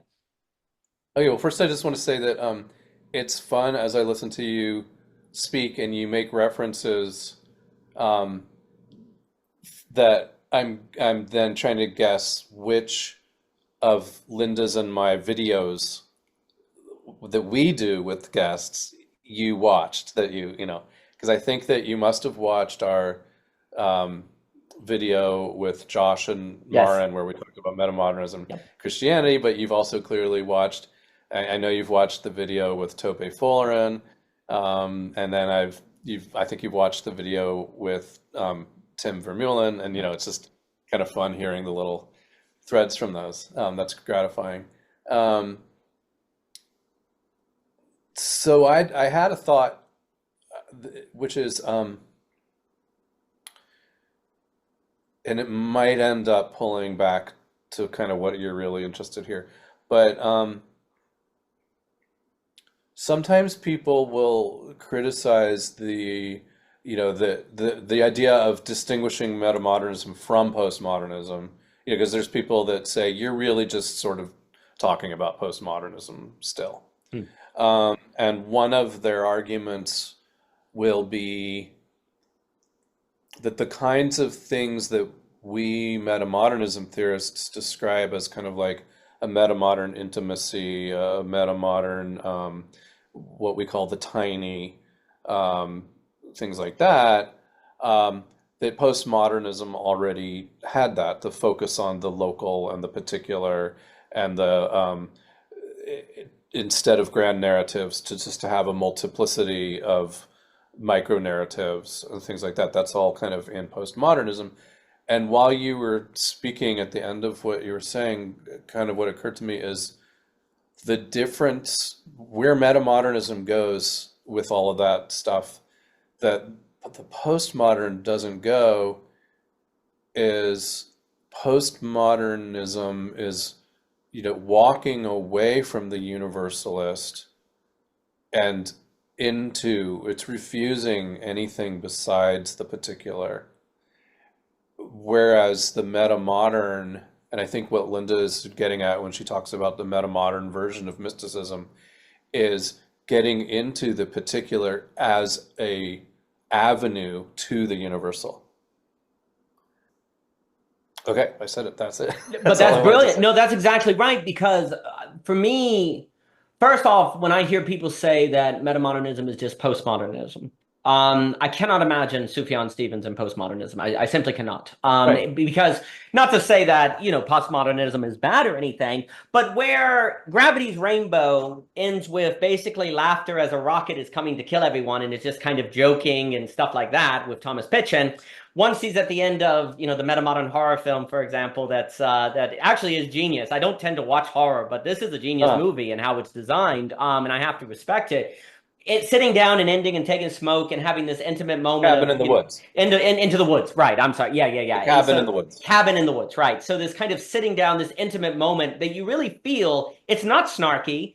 It's these characters are actually right before the end of the world, basically, are actually having a heartfelt, intimate moment. I cannot imagine that at the end of a Thomas Pynchon novel. Right. I cannot see, that's not what happens at the end. Or another example of the same thing you're talking about is the fairly recent film Don't Look Up. Right. Also about the end of the world. Very much of it is making its political point about environmentalism in a not particularly metamodern way, but when the end of the world comes, and this is kind of the pinnacle scene of the whole movie, they sit around the dinner table and enjoy each other's company, and they're still reveling in little stories about their lives that should be like, who cares about this memory that you had? We're all about to die, but they enact this kind of familial, they're a created family moment, and right, you wouldn't have had that before metamodernism. No. And actually, that's a really good example. Personally, I really feel like they should not, in that movie, had the ending scene where they land in the in the next civilization thousands of years later and the dinosaurs eat them. Yes. That was a mistake. And the reason why I feel like that was a mistake, it's almost like they're like, oh, this is too emotional for people. Let's add a little like postmodernism at the end to make it, comfortable again, right? Bring in kind of... and it wasn't necessarily an effective metamodern oscillation. No. It may have just been kind of an obligatory postmodern move that fell flat. I agree. Well, and you see, but to me, this... So what, can I just say something? Please. So what's going on here, and this is sort of showing the value of having this theorization, is we now have a language to critique these kinds of films that are made now. We have this language of, was it a metamodern oscillation, or do you see what I'm saying? 100%. Well, that's exactly right. Because a new language of criticism available. 100%. But this is where your emphasis for me is the key piece, because the reason why it doesn't work as a metamodern oscillation is because it moves away from the emotional interiority. You're never supposed to move away from that. Once you get it, you stay there. If you move away from it, well, then you're not. It's not completing metamodernism. I want to say, right? Yeah. It's falling away. So the Yeah. movie had the interiority coming through, and it should have stayed there, but it moved Yeah. away, and so that's a mistake Yes. because there's kind of a question. Not to use the language of telos and different say, but the question is like, what is the aim of a metamodern piece, right? What is it trying to Yeah. do? And I don't want to be tyrannical and say they all do this or whatever, or should do this, but the aim for me to make it distinct, because let me put it this way. What is the difference between simply moving between, modernism and postmodernism, and the movement that braids to create a metamodern effect in the viewer, right? A language we were using before we started. Well, we talked for 20 minutes and then started recording. I really like Alex Ebert's freak theory. And as a model, and he has an essay in the philosophy. Wait, I want to make sure I heard. Is it freak theory? It's great question because you're a musician, so it's based on musician like frequency. Oh, FREQ. Yes, that's right. Yes. Frequency. So it's like wave. Yeah, frequency. Yeah, I'm glad I asked. I wouldn't have. Yeah. I would have kept talking. So it's on this idea. He's using frequency as basically a basis of ontological understanding to kind of understand how reality operates in a Hegelian structure. Very much incorporating thought from the end of Book 1, Doctrine of Being, when it talks about things attract and repulse, and they move back until they, like, a famous line out of the Science of Logic is a point. If you draw enough points, you eventually get a line. If you draw enough lines, eventually you get a plane. And if you draw enough planes, you eventually get like a box. You get dimensions, right? Like there's an addition that saturates, that leads to a phase transition. Then you add, and you get another phase transition. You go on, right? So actually, funny enough, it kind of made me think of the section in your book on triple O, object on with undermining and overmining and object-oriented ontology. Yeah, exactly. And so there's this idea that things become themselves when they actually, like a dot becomes a line, not by adding lineness, but by adding so many dots, eventually becomes a line. The idea of freak theory is you have a back and forth that as the wave compresses, the waves get closer and closer and closer, and eventually it just looks like a block of red, right? So these waves apart are compressed together to the point where they become a square, basically. And now you have like a new object that kind of arises, right? So the question that you have is, if all we're doing is moving between modernism and postmodernism without any sort of intensification or braiding, then why not it just be a movement between modernism and postmodernism, right? What actually then defines it as something more than just a movement, right? Well, there's a phase transition that occurs, which is the emotional affect. It then suddenly creates a kind of an entirely, you can no longer simply categorize it as postmodern or metamodern, or even categorize it as a movement between postmodernity and metamodernity. It becomes something else beyond categorization, that in that saturation is the term Mr. Ebert will use, this total saturation of the wave, you actually then, because you don't know what it is, right? It's this, you can't even tell it's a wave anymore. That's a key point I need to bring up, right? You can't tell it's a wave anymore. Well, then you're in relation to it. You have to decide what it is. Well, interiority comes out, because once it's compressed, you have to decide if that's a red square or if it's really compressed waves. You can't tell the difference. So interiority has to make the decision. Interiority has to come out as real, or else you're stuck in this deadlock and you can never go anywhere, right? So when postmodernity and metamodernity are braided together in such a way that postmodernity and modernity. I keep saying that, don't I? Modernity and postmodernity. So when they come together, there's a phase transition, which is the interiority coming out. And you see that if metamodernism, which again, this is just my bias, and I think the art is about creating that saturation via braiding of the way between them, that then has the interiority come out, and that's kind of the basis, the kind of that you're working to establish in Don't Look Up. By moving away to that, it's falling away from the phase transition per se. It's falling away from Uh, the interiority back. Therefore, it is a metamodern mistake.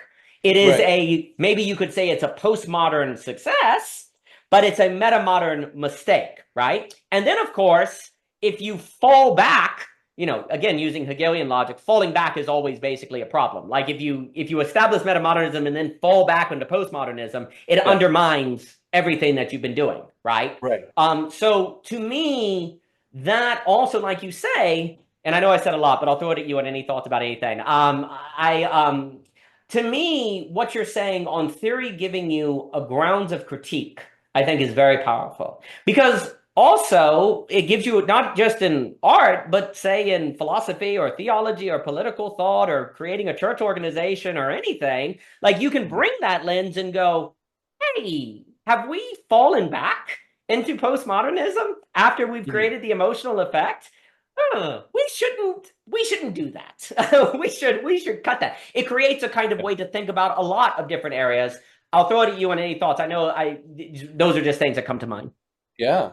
Um, well, I like your idea that last extra bit where the rich people um, do end up making their way to another planet, but then they are kind of comically all eaten by the creatures there and whatever. Another spoiler. No, But to your point, it's a spoiler that really doesn't matter. no, Me giving away no. that spoiler does not at Yeah, all ruin the film because there's no emotional no, importance no. to that. Yeah. And the other thing I was going to say is I have been going around in life describing the dinner that they have right before the asteroid hits them as the final scene of the Yes. movie. And I You forgot until forget. you Yeah. just, I completely forgot about that last bit that you said, which is more evidence Yeah. that it just kind of doesn't. No. Okay. And so I like the idea that you can make a mistake in your sort of oscillatory approach to an artwork, but I'm wanting to make sure that it's not always going to be, that we're not going to kind of like claim that you have to make the final scene be Sure, earnest or sure, sure. screwed it up. I'm trying to think of examples, and I don't know if I have any, but I want it to be that the correct move could be having the sort of postmodern-esque challenge be the final thing. Yeah. Yeah. Um, it's just a question of executing it properly for that particular artwork. Does that Yeah. make sense? 100%. No, very fair, because there's always a danger of a rigid formalism or something like that, that then is Yeah. almost kind of modernistic in different things. Yeah, exactly. Um, And t it ends up, then you're ending, if you're always saying the earnest has to get the last word, then you're kind of relegating the ironic to just sort of being like a helper to the earnest, and I want yeah. them to be more equal partners. And what is occurring to me, and I don't have any great examples of it, but I feel like more abstractly, um, if what your move to the if you have the thing end with a postmodern-esque scene, if what it's accomplishing is saying like we're expressing where probably everybody's heart and mind are gonna go,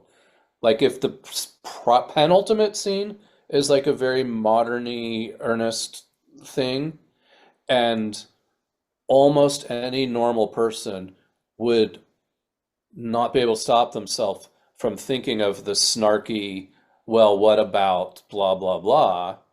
And then the movie actually owns that and expresses it, then that's probably going to be effective. Yeah. But if you're tacking it on Mhm. because either like it's just another one of your great ideas that you thought of and you couldn't bear Exists. to kill that darling, or you're tacking it on because you're afraid that the more postmodern minded audiences will be unhappy and be embarrassed by the Yes. earnestness of the film. If you don't do that, then maybe you're killing your film. Does that I, make sense? That makes 100% sense, because for me, that ending sense feels like they were nervous and they were like, we're going to be embarrassed in front of our postmodern audience. It doesn't Yeah, feel genuine at all. yeah, It feels, let's tack this to kind of dull the edges of the emotional yeah. experience. You should never, ever, ever dull the edges of your emotional experience. That's kind of the rule. You do Yeah, that. That's kind of, to me, like you say, you don't want a hard formalism, but there are certain principles that make a thing what it is, right? yeah. And one, it like, you can't have a boat not go in water, right? There is a certain principle there that is given, even if there's infinite variety on boats, right? There's Mhm. something about the strong fidelity to the purity of the emotional interiority that must never be violated. If it is metamodernism, I can't help but feel like if you violate that, then it's like making a boat that doesn't go in water. It's not that anymore. Right. That doesn't mean it's bad critically. That doesn't mean it's bad art, but it's not that thing anymore. But you see this again, I really like your emphasis on the interiority, because for me, that has been the missing piece in the metamodern conversation. Because to me, Mhm. what makes the difference between just moving between postmodern and metamodern, modernism, I keep saying that. Like, what is the difference between the movement? Because you could just see the movement between them as a modernist reference game, right? Like, we're just going to reference postmodern and move between them actually as a technical toolkit, right? The Right. movement itself could actually almost be just the reference game that you see in some like poems or works or so, not Uh-huh. necessarily. Or, Ulysses is basically, every chapter is structured like a part in the Odyssey, Right. Sirens or whatever. Well, why can't just the movement be ways to create episodes in your story that actually is more like a modernist Ulysses text that are Mm. creating different varieties, right? Mhm. You have to have something more. And likewise, oscillation, if you don't bring the emotional interiority, not that I'm saying Tim, but my reading, my understanding, that could just be existentialism. How do you make sure that it's not just existentialism or anxiety? There has to Right. be a purity of an emotion, that interiority that comes through. Therefore, metamodernism, to be a metamodern work, cannot violate that. Now, as an example, I could see if you added that scene. The problem for me on that scene is it was a revenge scene. It was just revenge. Yeah. That's Yeah. all it was. It was not emotional. It was actually kind of the opposite of an interiority. You're trying to, Yeah. it definitely defined them as other. They're Yeah. other, right? So Yeah. you're not braiding with them, you're othering them, right? If Right. the final scene would have been them at a, like 4,000 years later, and they wake up and they're sitting at a, like, you recreate the table at the end. They're sitting at a stone table. Right. They're all pulled up and they're like just counting stones and saying, "Shut up, John." And they're like all they're doing is focusing on like the stones they collected that represent money, or they're just kind of Mhm. texting on a stone tab, like not paying attention to one another. And it just ends with them saying, "Shut up." That would have braided, in my opinion, more Yeah. so with the intimate scene, because it would have created contrast that would have elevated the emotion of the final dinner table, right? Yeah. Because it's showing that even if these people lived, even if they're still around 4,000 years later, are they really better off? No, because they don't have the emotional interiority, right? It would create a feeling of the people who died at the end of the world were better off than these people who lived, because they Mhm. can't have that emotional experience. So if you would have, a scene like Right. that to me could have worked, but it felt like a revenge scene. I agree. And that I definitely feel as if there's something unique, and I'm not sure. I've been thinking about this. There is something about revenge that is uniquely antithetical to metamodernism. Because let's Mm. even take the movie Pig, right? Like, Mhm. he could have gotten revenge against the killing of the pig. Like, revenge is very Right. interesting, because revenge, I mean, for much of the film, he's trying to get revenge. yeah, but then at the end, he Yeah. gives it up, right? So there's Right. something about revenge that isn't negated, that is always, in my opinion, going to be a threat to a metamodern work, right? Because instead of it's almost like, I'm just thinking about it. It's almost like instead of letting the interiority come through, You are saying once they're taken care of, you don't have to ask about the interiority because you know it's better now. You know it's fixed because the other has been removed, right? There's no need for a clearing to let things shine through, right? Right. Whereas the development of Cage's character in Pig, it's precisely that he stops the revenge that shows the power of the transformation that has occurred precisely when you could say he's most justified, precisely at the moment when he finds out that the pig is dead, right? But he negates it. That thus creates a clearing for his interior development and the power of that character to come through. And that to me is the mistake of Don't Look Up on that final scene, is you're employing revenge. And that is why it doesn't highlight the interiority of that final scene that comes to mind. But I think it is an example of metamodernism. I just wish they would have cut off that last scene. I'd be curious on any thoughts of revenge or any other, I don't know, like it is very interesting, like principles that if you're going to employ, because I'm more and more interested just like in reading your book. Like what would, if I was a creative writer and I wanted to start making those workshops, or, the students have brought me in the workshop and I'm like, oh, okay, what are the techniques that I want to employ that doesn't fall into a formalism, a kind of rigid formalism, and yet nevertheless are pretty good heuristics of what a metamodern work does, right? And one of them for me is, if you tell a revenge story, make sure the revenge is in a way negated to actually have the character stand naked in that ending of the revenge for something to come out, to something come forth almost. There's probably a way better way to word that. Or I think about, and then I'll give it to you, on any thoughts about any of this, and I don't know where the time goes. I actually have no idea where the time goes. This has been delightful. Your book's wonderful. Is like Sufjan Steve, well, again, starts off tiny. I think about, I guess, Illinois, is it? Da, da, da, da, da. That's my singing voice. Singing doesn't come through Zoom. I've learned that, but that probably did because the recording would be bad without it, right? So it's like, it's tiny and then large, but it's like, it's like Sufjan has this, okay, and then I'll give it to you.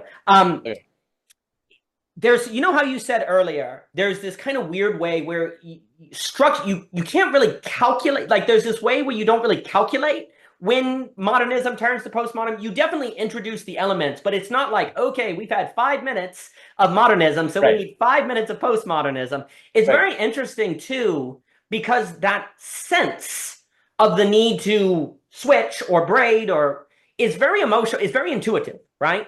That's, I guess, so this is what, the felt interiority being central to metamodernism. I think it is. I think as a theory, it needs this. The metamodern artists themselves is actually crafting based on an intuition that is more of an interior sense of, okay, we've done too much modernism. We need postmodern. We've been tiny too long. Now we need to be epic. But it's not rational quantification, right? So it's like cooking. Like a good cook follows directions, but then they can go, that needs garlic salt. That needs paprika. Or if you're Michelle, that needs pink salt from the mountains close to China, but only from the year 1972. Okay. So you get that kind of bam, I just know, right? Like that comes from the doing of it and that kind of practice, but it's more in the realm of an intuitive sense, right? And that's what's so fascinating, because whereas I can imagine a modernist novel being constructed with very, very, very little emotional intuition in the way I'm describing. I'm not saying there's none, but I can easily imagine one with less of it, right? I can imagine a postmodern novel with very little emotional intuition in the way we're saying. Obviously, none of this is so clear, but much less.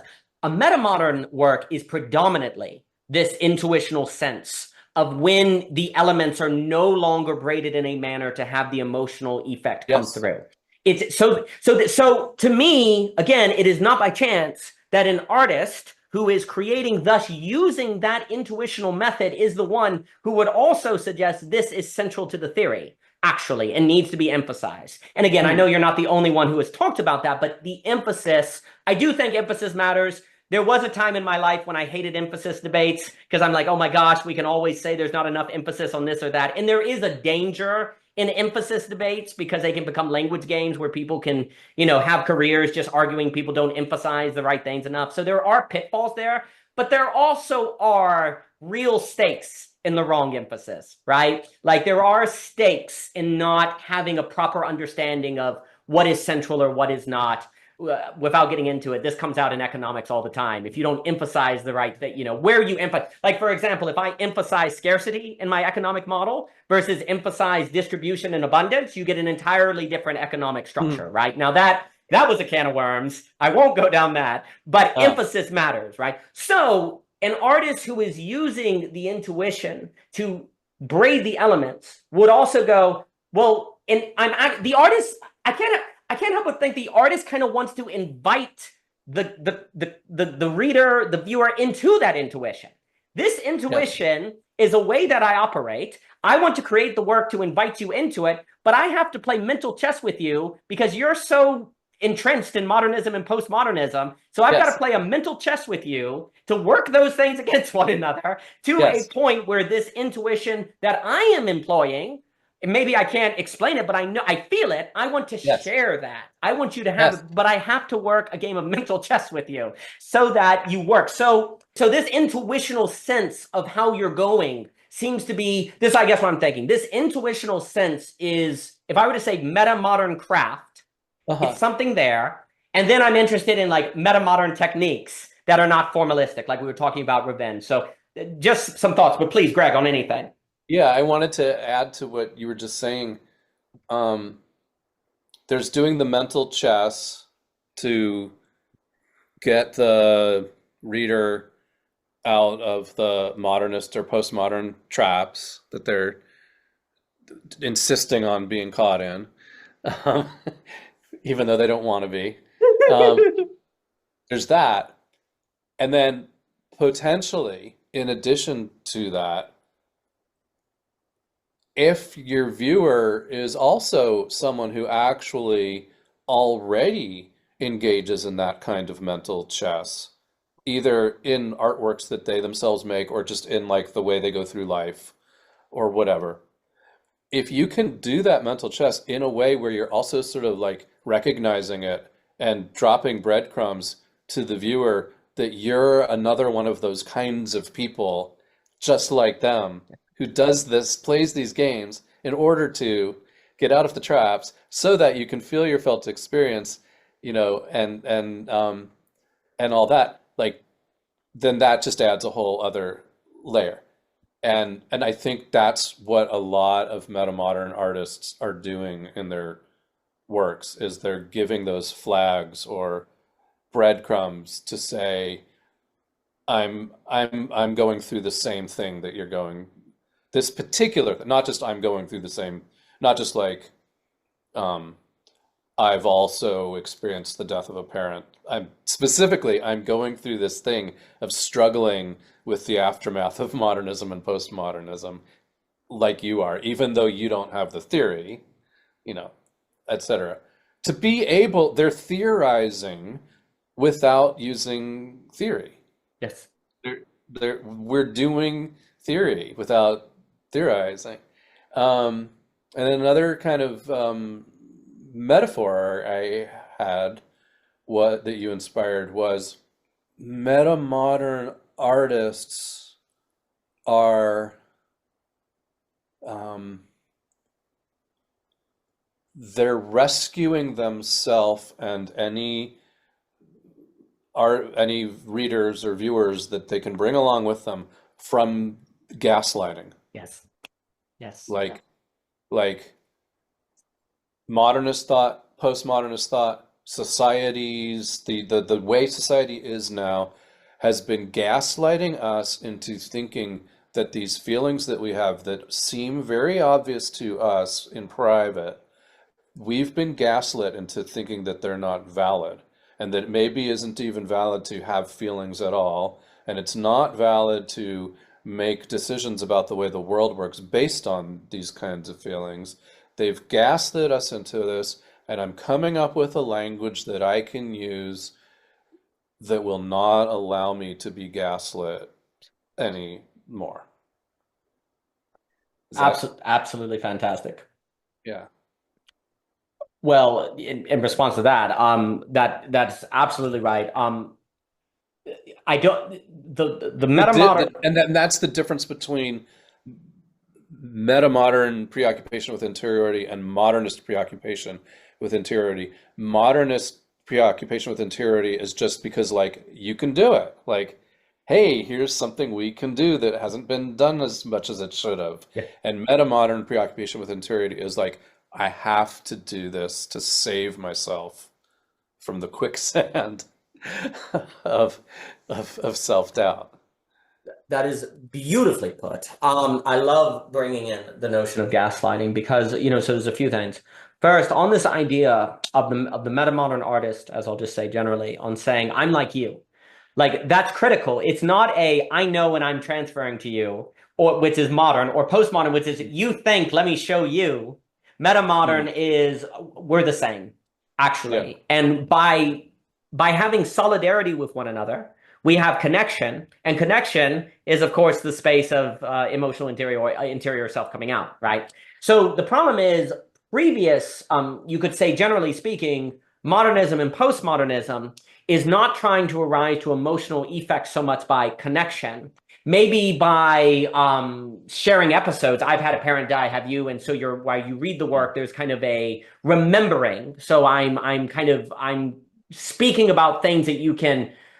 It's interesting because I almost want to talk about a difference between connect with and connection, although that might be too similar. Please, Can I can I interrupt? please. Um, so in the meta modern, it's not simply I've had a parent die like you've had a parent.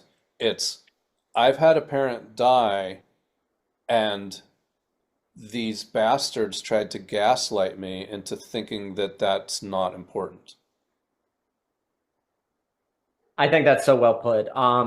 Well, so I ran out of sticky notes, so I'll just write on. I hope it's not tax papers. I'm just writing on the back of it. No, it's a recipe. Homemade stromboli. This looks good. Why have we not made this? So everyone, homemade stromboli. Actually, Michelle makes a wicked stromboli. So I I have a bet. recipe. That's why she hasn't made it. She's been making stuff with pink salt from 1972.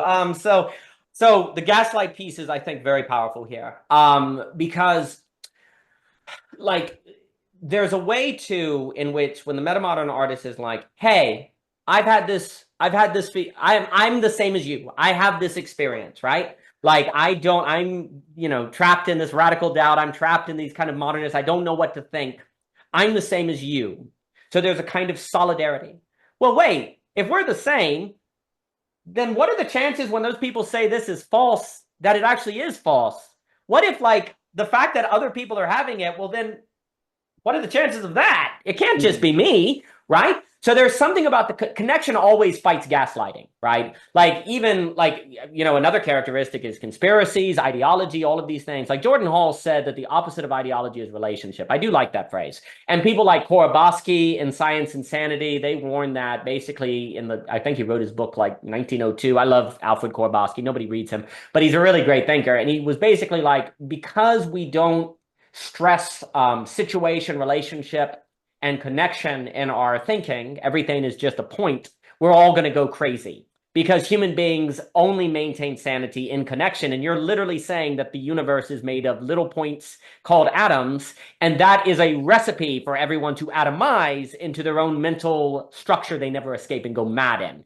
Like the people in Japan who never leave their apartment, the Horikami or something like that. Japan is Yeah. actually a fascinating case study.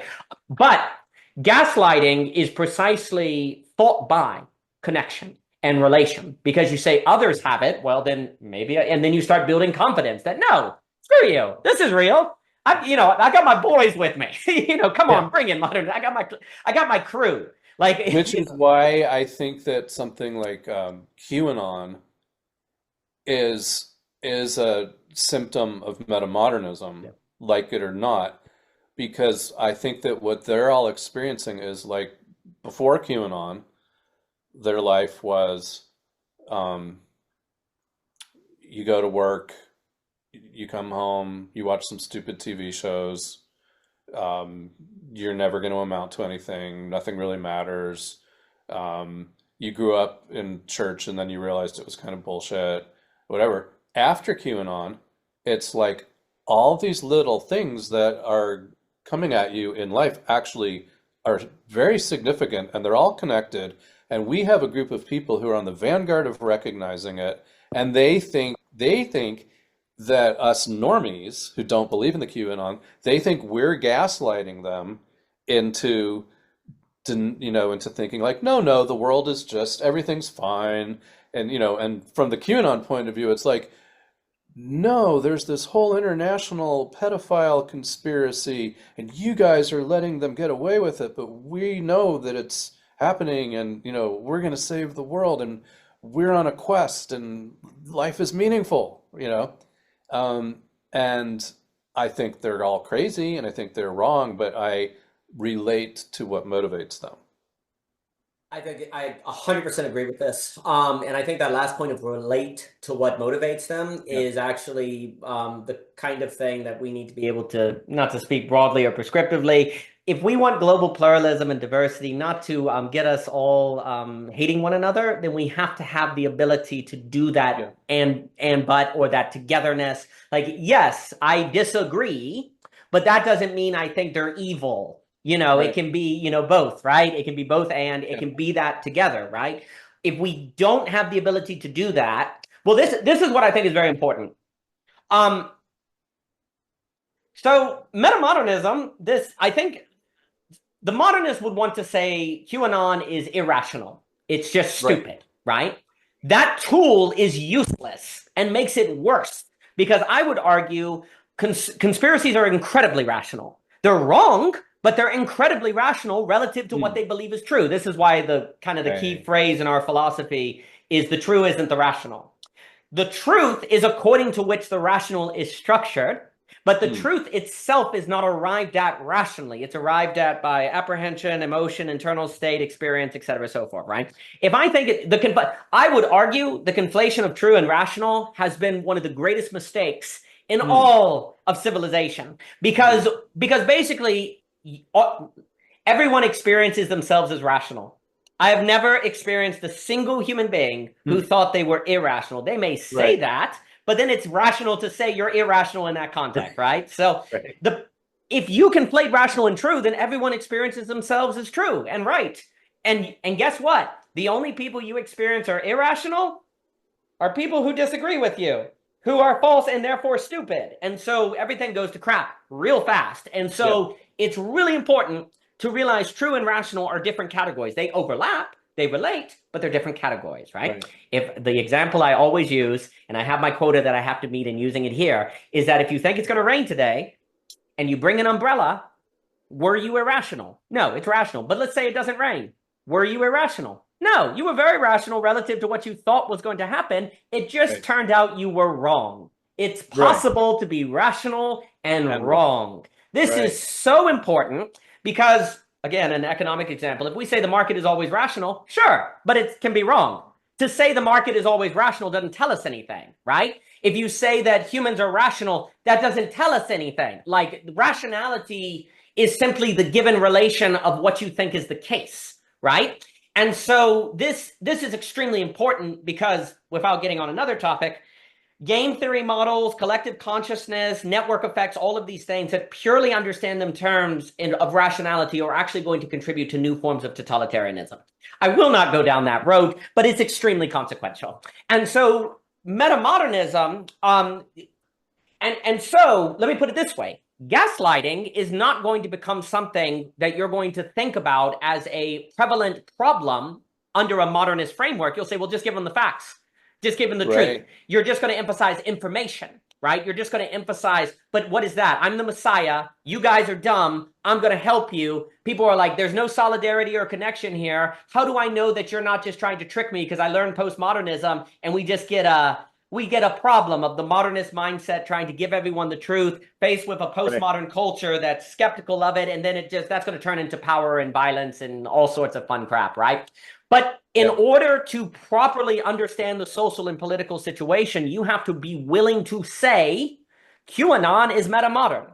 Like, that's why there's really stakes in this. If you're not willing to do that, because maybe you like metamoderns and you don't want to associate it with something bad, the problem is you're actually going to fall into one of the that modernist mistake, right? So, and actually the reason also I think this is important is because, and this gets to the importance of theory, metamodernism is happening. It doesn't matter if you have the word for it. It doesn't matter if you have the construct. It is occurring, and it is Right. having practical impacts on people's lives and their choices and how they think, right? Because QAnon exists. How many people in QAnon have gone, hey, we're metamodern, aren't we? Probably not many, maybe. Probably not, right? But Maybe none. maybe none, right? But the desire for things like not being gaslit or a validation of their internal state Yeah. is going to lead them towards something like QAnon. But if they had the theory of metamodernism, they may be able to go, oh, this is a cultural episteme, because you talked about Foucault at the beginning. This is a Yeah. state. This is a state of the world. Because if you don't know that, you may think there's just Yeah. something wrong with you. It's just you. You're the problem, and you need to find the solution, and QAnon's the solution. But if you go, no, no, no, no, this is the state of things, and I don't want to say that it is the dominant state of things. Obviously, it's not. Culturally, economically, and stuff like that. People talk about hypermodernism as well, right? But these feelings are there, and they are real, and you're looking for validation. And if the culture doesn't give it to you, because metamodernism is the acknowledgement that these things need to be validated, that they should, that there's a real sense that they need to be. If you don't even think that, then you're susceptible of getting pulled into some movement or political figure or whatever who are using the means of metamodernism against you that you cannot recognize, and thus you are more susceptible to. So for me, Yes. and that's where cultural theory, is not merely, it's not merely a hobby. It's not merely just it has real stakes, because these forces are there. They're Right. out there. And if you're not able Right. to identify them, you're more susceptible to them. I have more to say on gaslighting, but I'll throw it at you on any thoughts on anything, because the gaslighting point is really good. Yeah. I want to get a little bit more into politics. Um, as like I was saying earlier when you first kind of brought this topic up, um, that if you're involved in politics, if you're part of some kind of political movement, um, and you can recognize that what the other side is doing is not just evil, and it's also, it's like, why do they keep winning elections? Their policies are bad and they seem crazy. Why would anybody go for that? Well, it's because they're doing something kind of meta modern, right? And then, I mean, and I don't want to see like, consultants and political think tanks going like, you need to be meta modern and here's the 6 rules of it or whatever. But um, I do feel like at the beginning of the Kamala Harris campaign, when she first took over, it was really exciting, and there really felt like there was a sense of possibility and something new going on. And I think that in that phase of the campaign, they were running a meta modern campaign. Um, and, when Tim Walz said, um, those guys are all weirdos, that was also puncturing the gaslighting. He was speaking to like, um, they're not just politically wrong, like they're thinking and behaving in this way that's almost like offensive to interiority. Like they're making you go along with something that just doesn't feel right. And he named it, and um, and there was an emphasis in the campaign on, they used the word joy, and it felt to me like a liberation. It felt to me like more than just like, here's a campaign that can win. It also felt like a liberation from this just whole mental trip that we'd all been kind of dragged into, that continued not only during Trump's first term, but the whole Biden administration. Even though Biden was president, it was sort of like Trump was still emotionally the president, and Biden wasn't able to fight that, but Kamala Harris did. um, all on that interiority level. And I think that she was winning at that point. And then the like professional, when the Democratic Party saw like, hey, we might actually be able to win this, they brought in the professional consultants and they tamped everything down and said, well, what you want to do is this, and you want to say this, and don't go there, don't be too blah, blah, blah. And then it just totally withered and deflated. Um, so if they had a theory about metamodernism, I think that all that stuff happened when it was working. I think it just happened intuitively for them. But if there was a theory behind it, they might have been able to say, looks like this is working, and this is what it is, and this is why, and we should keep doing it. I think it's a brilliant analysis. Well, to me, what you said on the professional consultants coming in, to me, this is why I have this image in my head of incident theory, artists, back to workshops, because the workshops are almost the professional consultants, where if the theory tries to go straight to them, they're like, that's a dumb theory, we don't like it. So because they have their entrenched interest, right? The workshops or the consultants have to be forced into it by the people. And, you could say when they listen to the people, then you pick up on the modern sensibilities. But when you started listening to the professional consultants, you actually went the other way and it blew up. So the theory to the people to the workshops, it almost has to have this structure, or it just tends to. I don't want to say have to, but there's something about the ability to not be gaslit by the vested interest that is really, really important. And the likelihood of being gaslit can occur if you don't stick with, what the people, dare I say, because the people who are on the ground are going to be giving, they're kind of in the milieu of the culture. They're in the experience. They're dealing with it daily, right? And they're not managing it. They're not being paid to manage it. They're trying to survive it. Whereas sometimes with a professional managerial class, they have a sense that they know how to manage it. Or they don't, or honestly, they don't want to admit they no longer can manage it, right? So, there's this, but you can't manage, like once culture's there, it's coming, right? It will saturate. And if one doesn't, the sooner one can surf that wave, the better, right? Or else you can have unintentional consequence. So I think there's real stakes. And I guess also what's very interesting to me on the idea, like, well, you don't want to have metamodern consultants saying take step 1, step 2, step 3. This is you're exactly right. One of the beautiful things, though, about, for me, metamodernism that emphasizes this interiority and the work that is following intuition to fix is you could never do that. Like, you can't fake it. Like, metamodernism has a certain defense against fakery or systemization, right? Like, you could never make a quantifiable list, ever. All you could do is create a space, an architecture, almost like a Christopher Alexander. You can make a space that can help people develop the habits of this intuition, but you can never, ever give a list that could be put forth by an AI or a ChatGPT or something like that, right?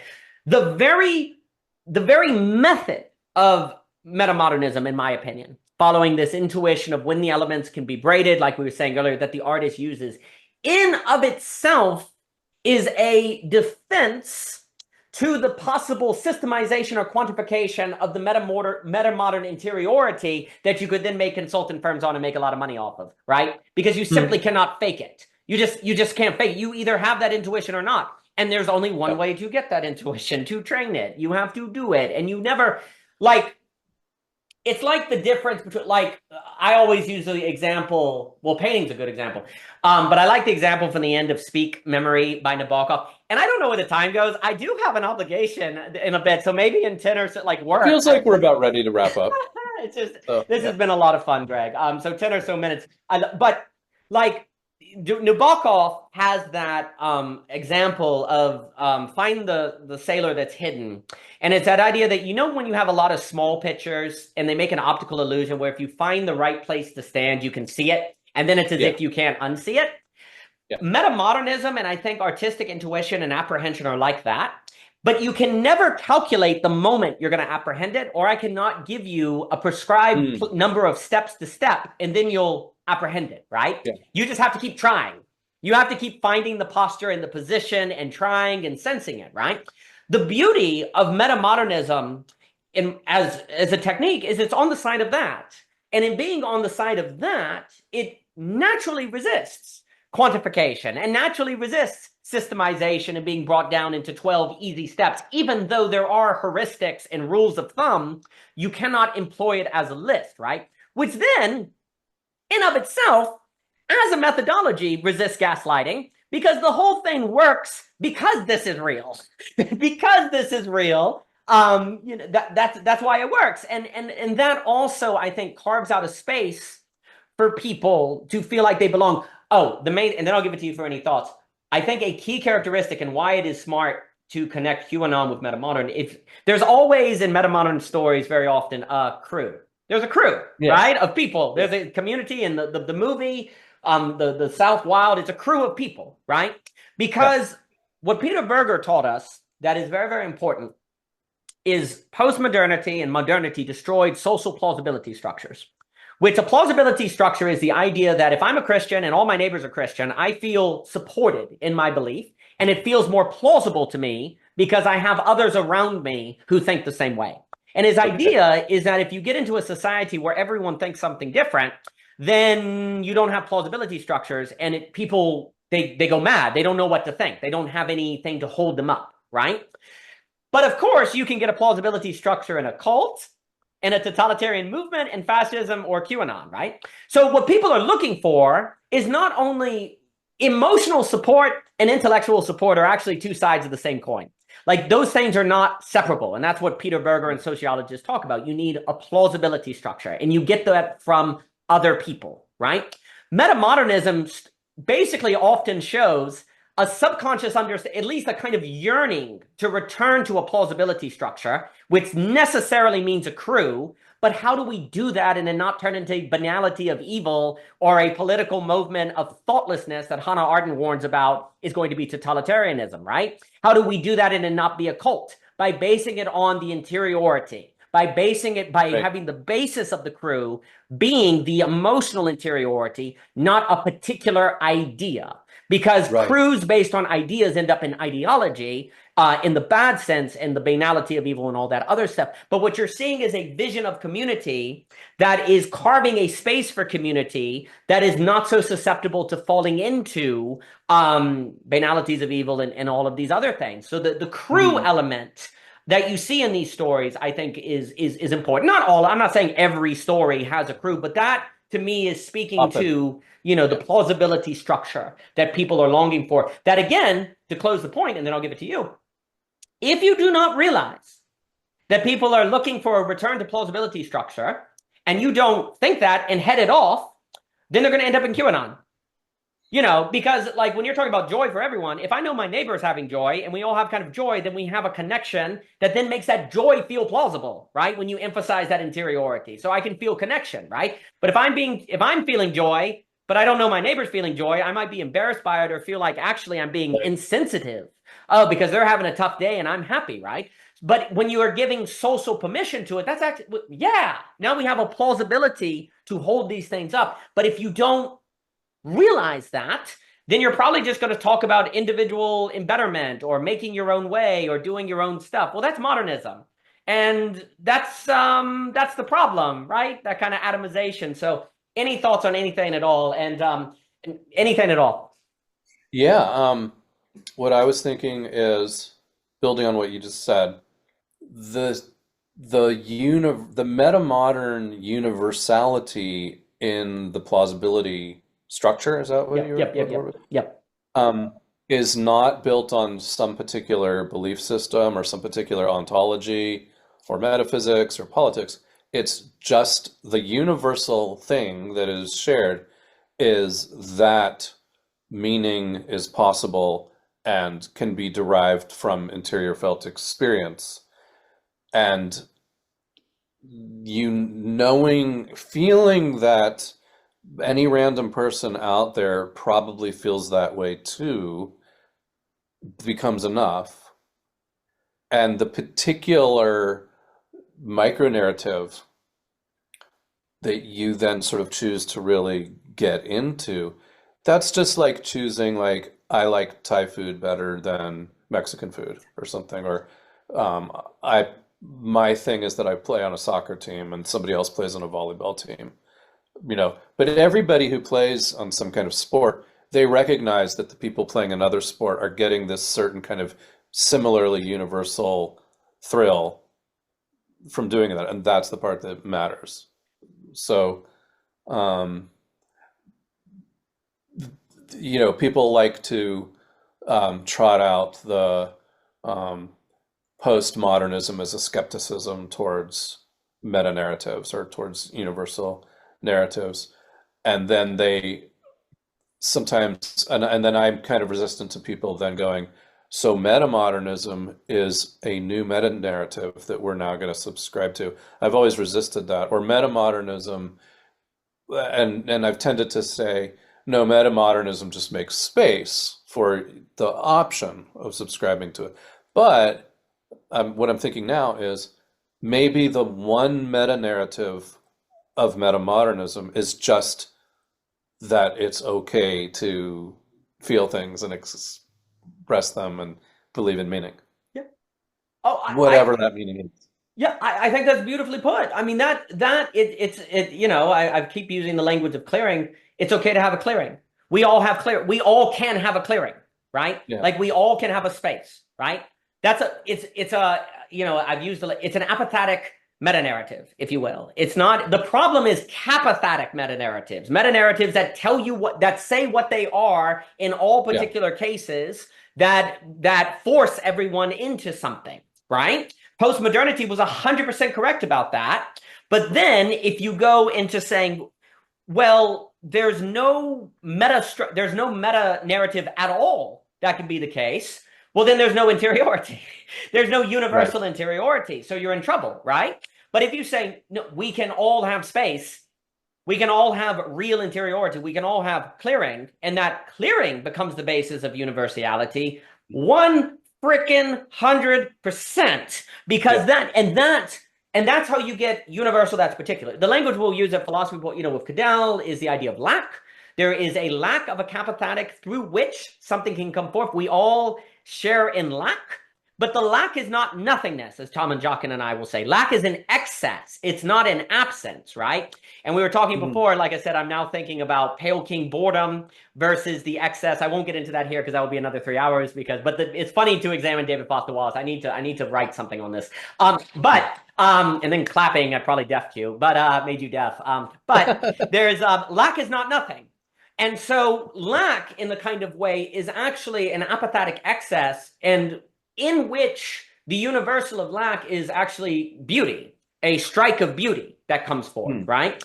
And I think we are, to open a giant can of worms, that because I love opening cans of worms at the end so the worms can crawl around and be free, and then we'll find if we find them next time to go fishing again. It makes it kind of some exhilaration. We don't know if the worms will be there or not. It's fun. All I used to catch was turtles, though, with my grandfather. I don't know if I ever caught a fish, but I was really good with turtles. Okay. But the idea is that we've gone through an age of trying to universalize people in terms of the right facts, and that leads to problems. Then you can say, well, let's do it in terms of the good, what we think is good, but that can be a problem because who decides what's good? There's a way in which, if we're referencing the three infinities, we're now at an age where in terms of politics and everything, we need to think more in terms of beauty. Because beauty, now this is another discussion, beauty in Aristotle is not the same as symmetry. Beauty is that strike that comes out of nowhere, right? Like, it's not merely saying it's that strike that suspends you. It's closer to the mystical moment. Or one of my favorite essays ever is Walker Percy talking about the Grand Canyon, where he says, imagine, and I do associate this with interiority because beauty summons interiority, and it suspends understanding. That's the key. Beauty, as the strike of beauty, suspends understanding, and yet it's more real in that suspension of understanding, not less. Walker Percy in Message in a Bottle, maybe Delta Factor, but he has this essay where he says, imagine you had never heard of the Grand Canyon, never heard the word, you never seen any photographs, you didn't even know it existed. And you came through the forest and there it was. Yeah. That is the strike of beauty. The problem Yeah. now, he says, is we go to the Grand Canyon to confirm pictures we've seen of the Grand Canyon. Yeah. And to confirm so it's hard to actually experience the thing in its Although there's that experience of thinking that you know what a thing is because you've seen the pictures, and then actually getting there and it's 1,000 times more real and vivid than you even thought was possible. And that's a whole other kind of strike of beauty. either one of those. And in fact, I think learning that skill is what is required now, because we've all seen photographs of the Grand Canyon. You can't get back. Like, there's a way in which trying to get before the simulacra in a kind of Baudrillard sense, or the loss of aura in a Benjamin sense, that's a nostalgic utopia. That's very problematic. The key is now a skill, in a way, an ability to know that things exist, and yet nevertheless not let that knowledge get in the way of the experience of. But your point, that's why I think metamodern is a huge deal here, because that requires the using against one another the modern and and postmodern in your own brain that is getting in the way of the experience of that thing, that if you cannot do it, can't strike you anymore, right? Like, there's a mental activity that has to occur that is a certain state in which the thing can strike you in its beauty, right? And that's what we have to think now.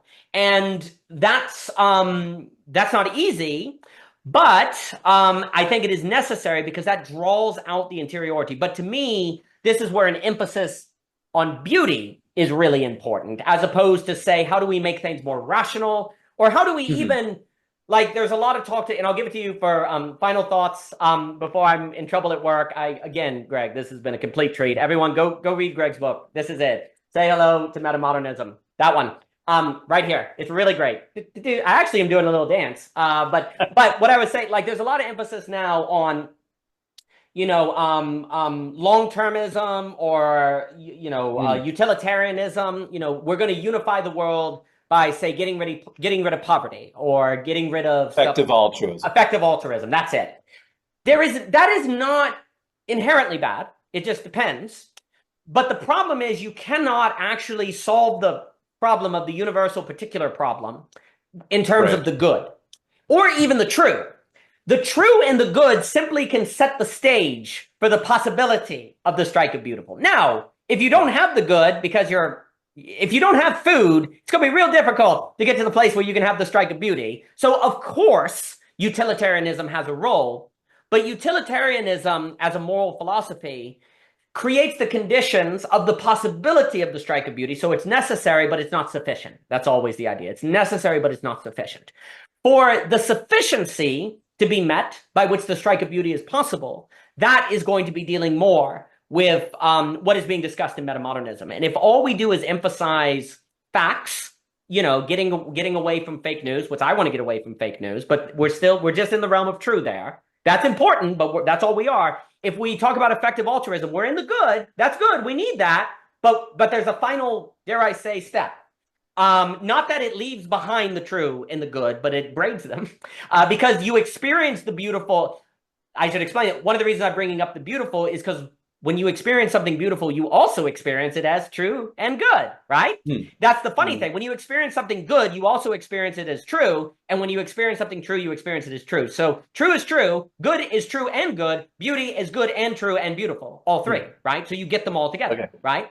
And so if modernism is what is true, let's establish a universal truth. Postmodernism is a return to justice, the good. Let's stop that from infringing, on justice. Metamodernism, in a defense of interiority, is pointing toward the strike of beauty in which interiority comes out. Because when you have these interior moments that brag out, that you experience them as beautiful, and it's a beauty that is not. If I were to ask you why is it beautiful, you bring it into the true and the good, and you explain it and make it formalism, but the interiority comes out in the experience of as a kind of confirmation of the beautiful, without simultaneously reducing it into something that you can formally explain. So there's something about, and then I'll give it to you, there's something about metamodernism to me that is also, to say something grand, a certain recovery of beauty without falling into problematic formalism of what is beauty that is capithatic and leads to all of those problems of art, because beauty has been used totalitarian, right? This is beautiful, this is not. So you want to Right. avoid that, but how do we reclaim it? Well, by making it more apathetic, by making it more based on a clearing, making it more based on a felt sense that you know was true, even if you cannot, you know the experience, the strike of beauty. Well, like, you know, the strike of beauty was true, even if maybe that wasn't beautiful. You know, that's the move too, Right. right?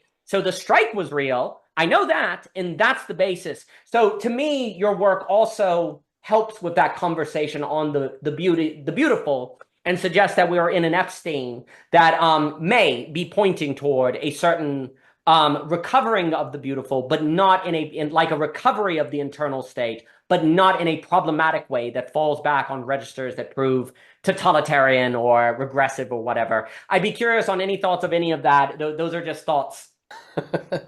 Um, well, I think we're getting to the end because you have to go to work, Ah! and I do too. Or I could But get we fired, know that but you have to go to work, so I'm gonna refrain from like just really following your thoughts down the rabbit hole, because I could go down a whole thing about effective altruism, and I'm fun, just not fun. gonna do it. As far as sort of just kind of putting a capper statement on the whole conversation, I don't really have any final thoughts, but I just have an appreciation that this is the kind of conversation that really stimulated me. And I know I had like at least two or three new ideas about metamodernism in this conversation itself. So I really enjoyed it. Um, and yeah, and if people read my book and if it either kind of weaves a narrative around the art forms that you already appreciate, or if it becomes um, almost a catalog of suggestions, and it opens up a world of art forms for you to go into. If you know either of those things happen, then that would be wonderful. And thank you, Daniel, and say hello to Michelle. And I guess that's all. Well, Greg, I have enjoyed it immensely. I have many notes to now work through, and your book is clear, it is elegant, and it added a emphasis and piece to the metamodern conversation that I found extremely engaging and helpful, and that I think is correct. I do think the metamodern artist is working to somehow braid the metamodern and the modern and the post. I've done that like 50 times. Modern and postmodern to create this sort of clearing in space for the emotional, the interiority to come out, which is indeed being gaslit. I really appreciate you using that language. That's exactly right. That is being gaslit. And this is the kind of work that, again, and this just speaks to the value of theory. When you have this theory, you feel more confident to stand against that gaslighting. You feel more confident to engage in work that is both and versus either or, which I think Tope is correct. That leads to a dark place. But in a work that is showing the path to a bright place, I think that is extremely important and really a gift. And again, you're at the end of the book. May your understanding of metamodernism spark a sense of connection with all of the others out there who feel the same way. I know we read that before, but anyone who has heard this conversation, may you feel that connection with others and those who have listened to this and who know of Greg's work. There is a connection there. I'll end with another quote from Buffy the Vampire Slayer. And by the way, your discussion of Buffy the Vampire Slayer, fire. Really great. Final episode, last scene, this time from Buffy herself. Slayers, every one of us. Are you ready to be strong? Yes, I think we are. Thank you, Greg Dember. It's been a delight. Really enjoyed it. Bye. All the best to you, sir.